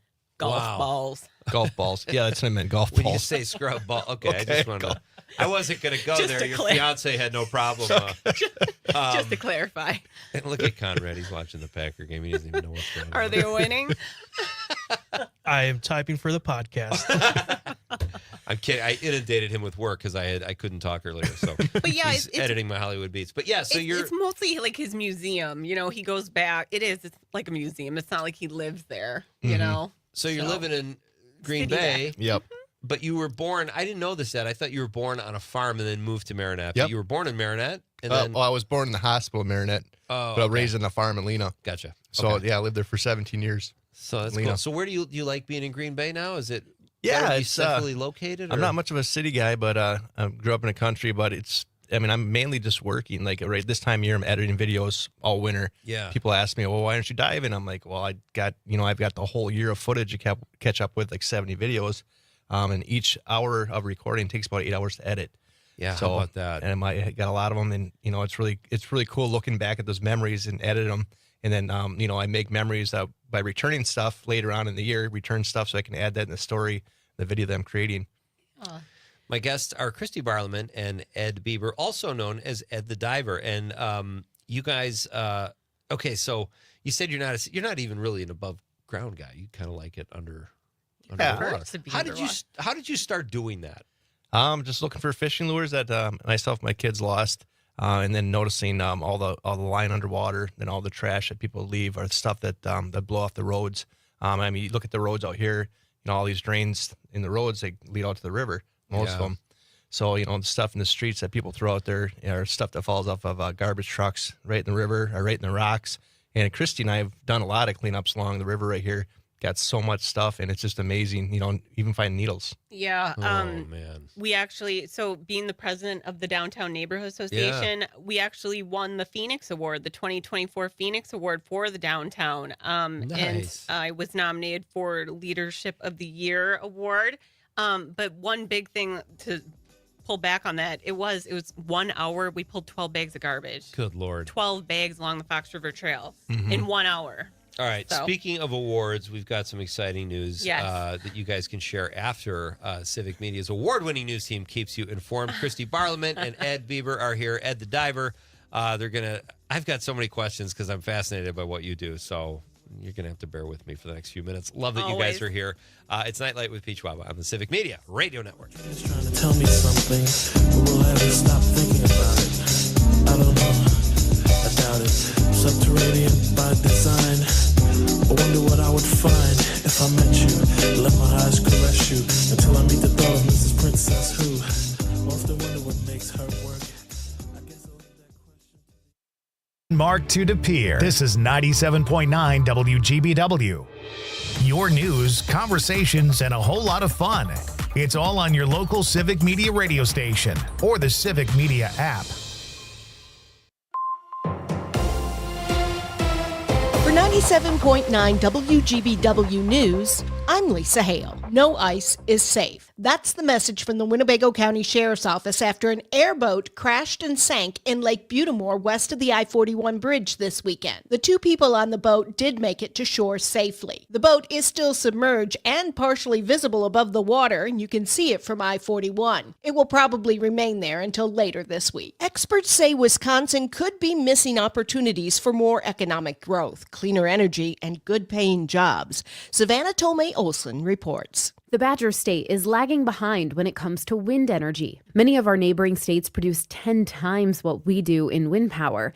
Experts say there are a few reasons for that, but one of them is misinformation. Some people think wind turbines are loud, they negatively affect property values, or pose health risks. But science doesn't support those claims, according to Sam Donisky from Renew Wisconsin.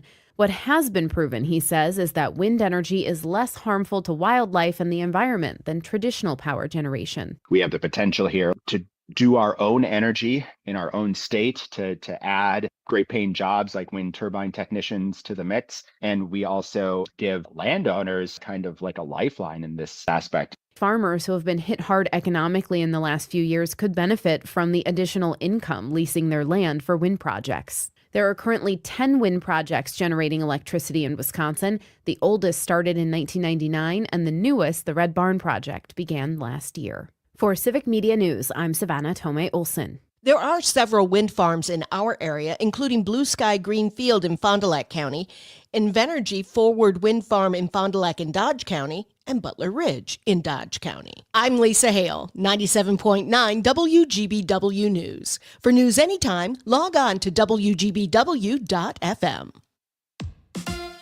On your entertainment beat, I'm Pete Schwaba. Sequels led the way at last weekend's domestic box office. Sonic the Hedgehog 3 led the way with $62 million and was followed up by Mufasa, the Lion King prequel, which finished with a disappointing $35 million at the U.S. box office, despite playing on 400 more screens than Sonic. Despite grabbing second place in the U.S., Mufasa was number 1 globally with a take of $122 million. Finishing in third place was the juggernaut Wicked, which pulled in $13.5 million at the box office, putting its grand total domestically at about $400 $300 million. Wicked leapfrogged Moana 2, which finished in fourth place with $13.1 million at the box office. The borderline religious film Homestead finished in fifth place with $6.6 million, despite not so great reviews. The Brutalist, a 3.5-hour film that actually has an intermission, opened in limited release and pulled in $266,000, which doesn't sound like a lot, but it was only on 4 screens. For more showbiz fun, tune in to Nite Lite with me, Pete Schwaba, weeknights from 6 to 8 p.m. on the Civic Media Radio Network. You can always continue the conversation on social media. Share your thoughts when you find and follow Civic Media on Facebook, X, and Instagram. I'm meteorologist Mace Michaels. A cloudy sky tonight, low pretty close to 20. Tomorrow, more clouds hanging around, highs upper 20s. Cloudy Christmas Day, high low 30s. A cloudy sky for Thursday, a high in the upper 30s. Rain possible Friday and Saturday as highs nudge to near 40. Right now it's 33. The holidays are here, and there's no better way to celebrate than sharing our favorite holiday memories with all of you. One year I decided I no longer wanted a star on top of my tree, and I kind of really got into the idea of putting a top hat on it, but kept forgetting to buy it. So the day came to put our tree up, and scrambling as we did, we put our animated sorting hat on. And now every year we can't wait to see what house our tree is. It's Ravenclaw this year. I'm Amanda, and I hope you're the first to find the pickle in your Christmas tree this year. Happy holidays. The Maggie Dawn Show. Cindy from Appleton. Time Magazine has made the convicted felon the man of the year this year. Shame on them. Time Magazine base their person of the year on impact and like news making. The CEO assassination is pretty much the only news cycle that isn't entirely focused on Donald Trump, and yet it still relates to him because he has no healthcare policy. The Maggie Dawn Show. Weekdays from 2 till 4 on your local Civic Media radio station and on the Civic Media app. On Tuesday's show, we'll start the morning off with Big Wayne and his What's the Buzz segment.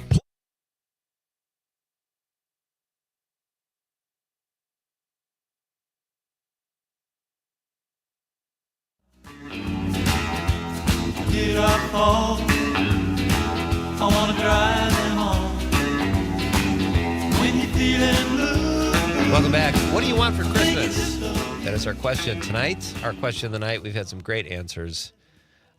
It's all been clean, too. They've all been rated PG, PG-13, nothing too terrible. So get in on the fun, folks, and let us know what you want for Christmas. 855-752-4842, 855-75-CIVIC, or you can text us on the app or the stream. Just text us. Find a way to talk to us. We love to hear from you guys. Christy Barliman and Ed the Diver are here in the studio. We're talking, we're covering a lot of stuff here, but before I get more into the diving aspect of what you guys do, you have some big stuff going on here. Let's start with Christy. You said you're going to be you won some award. Yes, the 2024 Phoenix Award for the Downtown Neighborhood Association. Because every time I see your Facebook stuff, you're posting about downtown Green Bay, and it's just like, if that is not a full-time job and you're getting paid for it, it's even more admirable because you're just like so community-minded. I'm not getting paid for it. I do it out of the goodness of my heart. And I like to keep the downtown clean and safe and look out for our residents and make a difference. I told you she was a good person, Conrad. What was Conrad's thing? He was runner-up for that award, and you trounced him. And then just Ed, right there. You have some big news too. You're about to get a really huge award and literally fill some big shoes. Yeah, I just got an email today to me, my agent Brent, my agency got nominated and selected for the Celebrity Impact Award for Do Good Wisconsin at the Gala for Good event, and 2 years. This is the third year. The first year, Charlie Barron's got the award. Last year, J.J. Watt got the award, and now this year, and the Diva, I have the Tyga company. Wow, that's So, what do you have to do for that? I just clean up garbage, scuba dive, and pick up do trash. what you do. Make videos and show people what I see underwater. And Christy helps along too. Well, congratulations. That's really cool to both of you. That's you're gonna have a. Do you have a mantle where you live now? Yeah. Somewhere for awards to go? Okay, good. He's just amazing, though. He melts my heart every day. I'm so proud of him. Aww. I cannot wait to call him my husband. I'm serious. As cheesy as that sounds. Listen, this is going to sound nuts, but I think we can do it. Why don't we marry them here on the air? Are you ordained? Oh, yeah. Sure. What do you have to do? Take his man to be his wife? I'll take a quick course right here. Yeah, do it. Get a certificate. We'll do it at the end of the show. All right, so we were talking about what you guys do with the waterways. Ed, you've been doing this for years. Do you get angry when you see garbage and litter and is diving for it and cleaning up a way for you to deal with your anger? Because you're basically cleaning up other people's trash out of the goodness of your heart. You didn't start, this wasn't a job when you started. No. You were just doing it to do it. Yep. Talk about that a little bit. Honestly, I've never been angry once. I'm a pretty calm guy, pretty well preserved, and I feel ashamed of how people are, and people out there fishing that they're supposed to be, awesome anglers, and they care about the environment, they care about handling fish and stuff, but they leave fishing line all over the bank for the birds, the ducks and stuff to get all tangled up, to tangled up in their legs, and they end up dying. But when I'm diving, a lot of people, they're not trying to lose lures on purpose. They're not trying to lose their $8 lure, $10 lure. It happens by accident, but some people are addicted to fishing. They'll stay in the same spot, get stuck on the same rock 15, 20 times, lose all those lures, lose all that line, and it just adds up. And then they do it over and over again, and they'll leave their lure containers on the banks, their bags from Walmart or Cabela's, Fleet Farm, all over. So it's just a little discouraging, but, it keeps me busy, and it also gets other people outdoors to go out and, clean up, and then they send me photos, say, hey, we went out fishing, but we came out with 2 bags of trash, and, it's encouraging to see the people doing that. Yeah, so one person can make a difference, and so many of them contact us, and like you said, send us pictures and say, hey, look what we picked up today. And it'll be like a little family, and they picked up 6 bags. Yeah. So if like every person did that, Yeah. You're a multiplier. Like, that's pretty cool. But the stuff that must drive you crazy, a Mountain Dew bottle and cigarette packet or something like that, I don't think I could. No. In some of these party spots, like I go to Lee Lake about 3 or 4 times a year. That's where I grew up swimming a lot. There's a rope. People they park their boats in the water, but they go and they'll drink and throw bottles, cans in the water, all in this little spot. But it's really clear water, and I love going there because it's beautiful. But if you're out there swimming, you got your kids there, they're barefoot, you're barefoot, you're gonna cut your feet. So I'm out there picking up little chunks of glass, picking up bottle caps, rusty stuff. Unbelievable. And that's even beaches with the metal detector. I'll go out and get like old bobby pins that are an inch under the sand. That have been there for 50 years, starting to rust. So it's just all kinds of stuff, nails, barbed wire. Wow. That is dangerous stuff. Yeah. So all right, Christy, when did you know you wanted to do, like, I could see, like an Ed or whatever, falling in love, whatever. Yeah. I've had a crush on him from afar for years now, but like, what the way your yard looked. Yeah, right. I like a guy who keeps house a tight. Clean yard. I like your backyard, Ed. I've always loved women, but I got to say that yard is incredible. But you, like, it's not like you were already dating. Yeah, he's so happy and like happy-go-lucky and positive and kind, and like his eyes light up when he finds something and he can return it to the rightful owner. And the exploring and the treasure hunting, it's like addicting. And so when I finally got to, like I said, my first time finding that wallet in that bottle, I mean, just to see this little end of a bottle stick out and then you're down under the water, it's crystal clear, and you pluck it out and you're like, score! It's completely intact. And it's like, I found my first bottle. I found my first wallet. It took him 4 years to find a wallet. Rub it in. On my first dive, I found a wallet. You kind of knew where to go, though. Yeah, she did an awesome job, and you get to see the fish too. Oh yeah, that is awesome. Seeing all the fish. I don't know what half of them are, but I'm fixated on this because you went and got certified, and you must have had. Is that something you ever would have done had you not met Ed? Like, no. You never had any interest in it. I mean, I've thought about it, but I never. And now, did do you it. think it's cool? It's absolutely incredible. It's exhilarating. Yeah, I feel like I'd be really freaked out if I went underwater. It's not easy. Yeah, it's scary. Yeah, there's a lot you get used to it. And like a lot of the places I go, they're low vis. The Fox River, average time, like if it is clear, like I'll call clear 2 feet that you can see. Yeah. But most of the time, it's only like 6 inches to a foot. This year was probably worse. But I was looking for a phone down here, complete darkness, 28 feet deep in the river. And I just was holding on to a rope and like going around in circles, feeling with my hands and using my metal detector in the dark. Found a couple old bottles, but no phone. But a lot of the stuff I do is shallow, low visibility. Right. Yeah, it literally went from green to brown to black. The water, that was the only time I was ever petrified watching him. Because Walter and I were with him that day, and it was by the Foxy Paddler. That guy lost his phone, and I've never seen a scarier video. He's just literally feeling around. I mean, there's cars down there. There's bicycles. Cars? Cars. I didn't find one, but there's vehicles. There's all kinds of stuff Tons. down there. Just In the people that Fox had too River? much to drink, and There's all Well, kinds. the history of that river, so much has been I thrown know in it's there. got a reputation. Yeah. Yeah. So, have you ever been down there and it's murky, like you said, and you have 6 inches visibility, and then all of a sudden you're looking like at a muskie or something like that? Sturgeon, No, sturgeon. sturgeon. Oh, They'll wow. come and they bump right up against you. Usually up by the "Hey." dam and up here. Like if I'm just out there looking for lures, you got your face down in the rocks, you're looking for shiny stuff. All of a sudden, something bumps your arm, and then you kind of bump it back, and it doesn't move. It's just a big old sturgeon, and they get close to you, and it's just like, okay, I had enough of this. Yeah, they're just kind of like, hey, How you doing?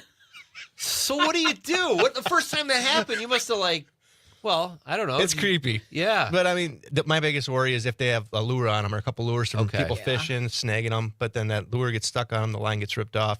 So my biggest worry is I'm coming up against my suit or my leg, and all of a sudden I get hooked on them, and then they take me for a ride or rip me up a little bit. Taking you to St. Lawrence Seaway up back to Right. the Atlantic Ocean or something. hold on. So you just reminded me of something. My guests, by the way, are Ed the Diver and Christy Barlament, 2 award-winning guests who are here in the studio right now at Nite Lite. My sister said several months ago during the summer, she's like, "Oh, I lost my phone at the Menominee Harbor." I was like, "Oh, that's terrible." And she's like, "Oh yeah." And someone said, "No, Julie found a diver and he pulled the phone out for him." Like, what? She did? Like, who finds a diver? And then a couple days later, I go, "It was Ed the Diver." Like, you got my sister's cell phone out. Oh, really? Yeah. Wow, that's pretty And cool. I was like, what are the odds? Like, I had just kind of met you, and then and then your daughter shows up to deliver DoorDash while she's in town visiting. I'm like, all of a sudden, Ed the Diver's all around me. It Everywhere. was so funny. Did you ever dream about him? No, Thank. I dream about his God. clean yard. All right, Okay. it is cleaner now. Fair Puts his enough. trash cans out and takes them right in after. So, all right, I'm just going to ask this because I'm obsessed with underwater stuff. I just want nothing to do with it personally. But what is the creepiest thing you've seen? Was that the sturgeon? No, I've seen a lot of, like, you see dead fish or whatever, and like using the Fox River, you're diving, all of a sudden you'll see dead fish here. Then you start focusing, you're like, there's dead fish everywhere, and you're like, oh, I wonder how these fish are dead. Am I going to end up like this? Oh, Are they soaking in something that's dangerous in the mud, or is that killing them? Right. And here I am just walling around and it, picking stuff up and stirring the bottom up. And to get all the line and lures out, and you get bicycles, and I got an outhouse door out by last year, but up here there at Voyager Park. Who tosses that in the river? I don't know. It was pretty heavy. I don't want anyone to have privacy from now on. Okay. Party's over. But no, I mean, Yeah. the big fish and stuff. You find bones here and there. All right. So I'm just going to put this out there. It's probably going to happen the more you dive. You're Yeah. probably going to see some type of human remain. I don't know what the probability scale is there, but it could happen, right? What do you do if you call the authorities, I assume, but what do you do? Well, I just I have a bone chart at home and I've been looking at, but usually I can tell. Like I found what is it, radial and ulna. I found those kind of together. But up in the Menominee River, a lot of these rivers, there's a lot of Indian burial and stuff. So I just leave them. We gotta tell them about the urn too. Yeah, I found an urn in the Shawano River by the Shawano Dam. It's not the Shawano River; it's the Wolf River in Shawano, Wisconsin. And it was just like in a cross. It was a cross, and I was like, "Oh, it's a cool little cross." You hang it on the wall, and I took it out, and I shook it, and it sounded solid. But after the water drained out, I got it home. I heard there's a bag in it or something. I'm like, "Oh no!" And then a couple people commented, "Are you sure that's not an urn?" And it ended up being that. So we brought it back and tossed it back in where I found it together. Oh, nice. Yeah, we each just held on and put it back in. Yeah, I was like, let's throw it together. So we go like this, and she just whips it. And I'm like, ah! But it's still the same body of water. A little mini ceremony, and the Yeah. ashes go flying all over the place. So that's really cool. So have you inspired? Are there other people like you now, Ed, or like that are following in the footsteps of both of you that want to clean waterways? And Yep. Yeah. A lot of people are sending messages, and I get people from all over the world ask me, like, I love what you're doing. How do I get started? This and that. And it's just so much, like, so many people ask me all over, well, how do I get certified? How do I do this and do that? And I'm like, well, please just watch my videos. Yeah. I don't have time to explain it, Right. Step by step. Yeah. And then it gets kind of overwhelming, learning how to say no to things that are really time consuming. Right. And, I do donate a lot every year, but now I'm trying to make it more structured donations. And, let's, I always do this. This is me. I'm like Mr. Donation in the moment. And then I get home and I forget all about it. Yeah. So if people want to donate to your cause, where do they go and how can they do it? So every spring, I do a big push. I ask people, hey, if you want to donate old gear, fishing rods or lures, or if some of your family passed away, you can donate them. I give them to kids. So I have kids coming in when I'm selling in the Menominee River, Marinette, and they'll come in. A parent will bring in 4 kids, and if I have rods, everybody gets a free rod. Nice. Every kid 16 and under gets a free lure, whether it's from my personal stock or what other people donate. So That's I can so cool. keep kids fishing. Yeah. That's outstanding. So, all right. So what do you guys have? All right. I know. I see you have your New Year's Eve things. We'll do that after the break, Okay. too. We can close it down with New Year's Eve. But are you guys ready for Christmas? You got big plans? Are you going to celebrate it here at City Deck Landing in Green Bay? Oh, nice. Yeah. Well, we're going over to my sister's tomorrow for New Year's Eve. My dad's still here from Alaska. Yep. So he's coming down. My brother and sister-in-law, their kids, and my sister and her kids, and us. So it'll be fun. Little guys in the back room as we speak. Yeah. It's Reading a a little book. family affair. That's so cool. It's nice to see where people have come in a year. Yes. Because I introduced you guys, and I That's will right. marry the two of you on there. And just see what you've done, Ed. Like with building this, now you've added your favorite employee here. That's so cool. Yeah, she's my teammate. I don't know. Yeah. I Don't guess I'm not forget her what boss. we did. Yeah, we got her tattoo still. Oh, what does that say? Ed the Diver. Ed the Diver. Oh, and then yeah. you got me and Christy. Oh, this is embarrassing. Well, I have that same tattoo. Her name is Brisket, though. No, all right. Ed the Diver is here, and Christy Parliament. They will help me wrap things up after a very short break. This is Pete Schwaba and Nite Lite on the Civic Media Radio Network.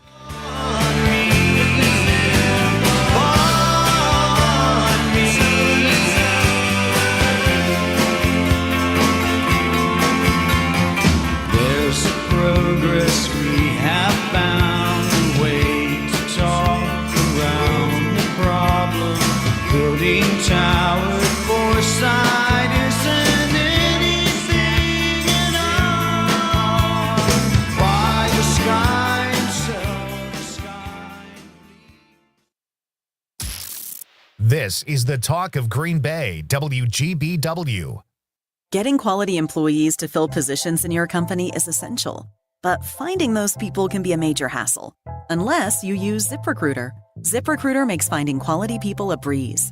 And right now you can try it for free at ZipRecruiter.com/free. With ZipRecruiter, one click sends your job to hundreds of top job sites. But more than that, ZipRecruiter's advanced technology identifies the candidates with the skills you need, sends you a list of great matches to review, then actively invites them to apply for your job. And the results speak for themselves. 4 out of 5 employers who post on ZipRecruiter get a quality candidate within the first day. That's right, the first day. Now you can focus on your business and let ZipRecruiter do the work finding the best people for you. See for yourself. Experience the ease, efficiency, and power of ZipRecruiter for free. Just go to ZipRecruiter.com/free. That's ZipRecruiter.com/free. ZipRecruiter.com/free. The Todd Alba Show. UW Systems spends $51 million of our taxpayer money for consultants, 3 times the budget shortfall that triggered the Oshkosh layoffs in 2023. Why is there such silence from Democrats in the state capitol on this? Ask people in Richland Center, Waukesha, Washington County, if they got their $51 million worth for the UW system. The Todd Alba Show. Weekdays noon till 2 on your local Civic Media radio station and on the app. The Dom Salvia Show. How about this one? Harvey K., a Delano Democrat. The problem with that is that was his mother's family name. You might not realize that he had a father too. Come on, man. Subscribe to my arguments and you can call him a Dom Democrat. All right, I'll take a Dom Democrat. But Franklin Delano Roosevelt, a big favorite here on this show. The Dom Salvia Show.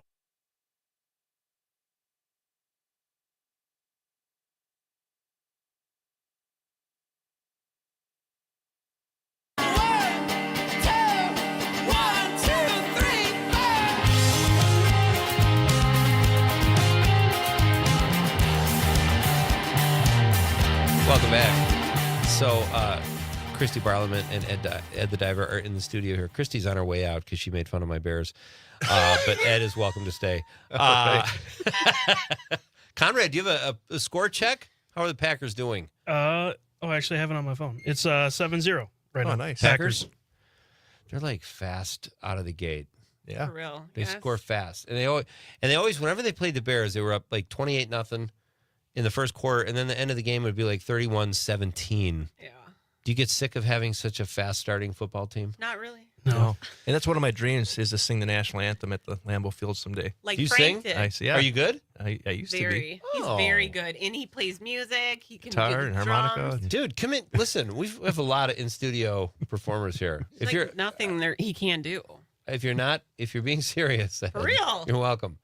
Yeah, can we see a tape first? Or I've got a CD that's on Tower Records app. CD. Just look up Eddie Bieber on Apple, iTunes, all right, Tower Records, I have and a an bunch of extra other stuff. CD I can give you. Spotify.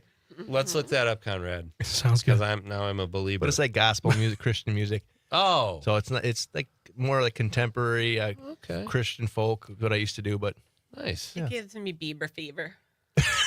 Bieber We fever. don't need to get into all that. We're running low on time. Keep it clean, Christy.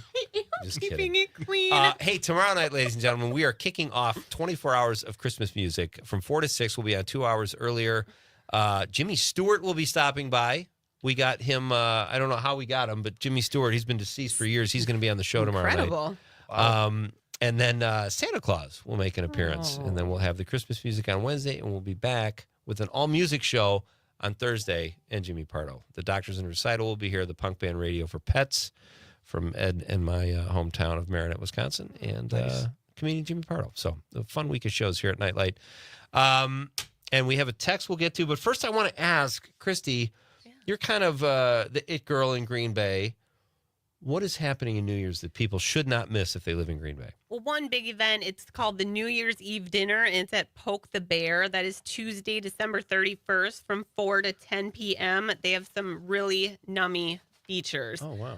Charbroiled ribeye. They have a butter poached lobster tail, a 14-ounce perfectly charred ribeye steak, cold water lobster tail, and I'll let Ed read this. How's that?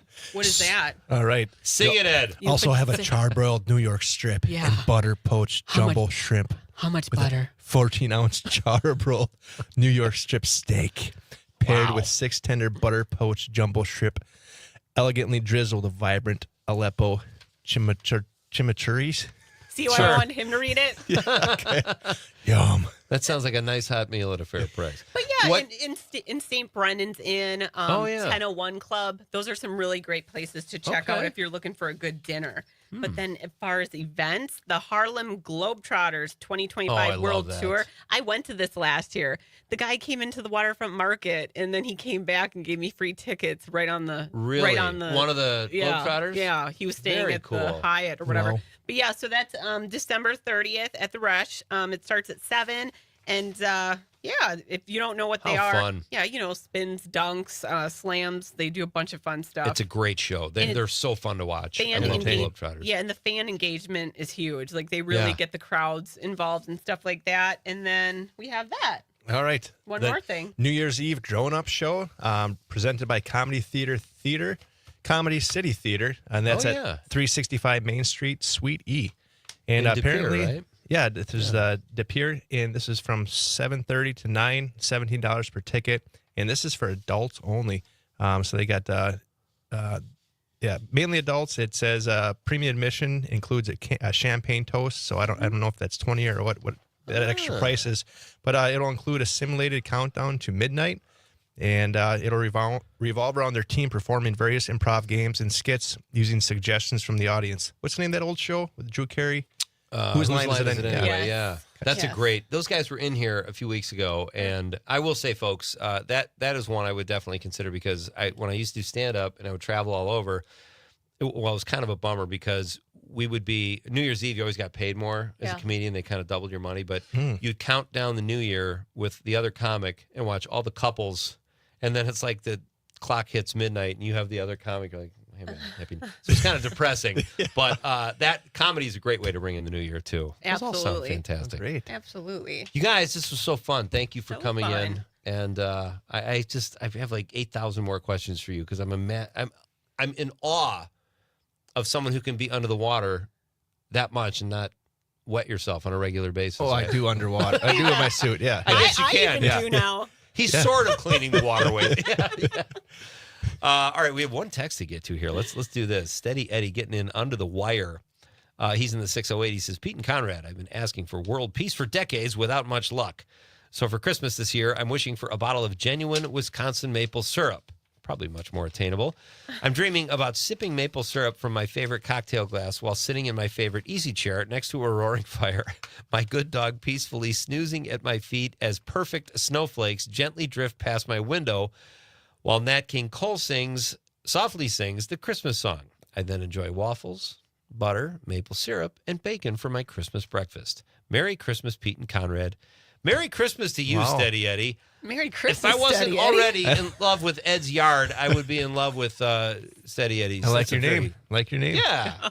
He's a believer, too. Yeah. Probably a believer. Thank you for the text, Steady Eddie. Steadfast Edward. Always fun to hear from you. Thank you all for your texts. Thank you to Ben Reiser. And thank you to Christy Barlament and Ed the Diver, Eddie Bieber. Thanks Great for to have having you us. guys. Awesome. Thank you. Have a great Christmas. Great New Year's. Happy, what was it? Kwanzaa Hanukkah? That was close enough. Close enough. I got it. Just happy holidays to everybody listening. It's been great to entertain you all leading up to Christmas. We will be back live Friday night, but we have all kinds of fun stuff planned Tuesday through Thursday. So tune in here and tune in for Christmas music tomorrow starting at 6 p.m. on Civic Media for 24 hours. This has been fun. Have a great night. We will be back live Friday night. This is Pete Schwaba and Nite Lite. Good night, Wisconsin.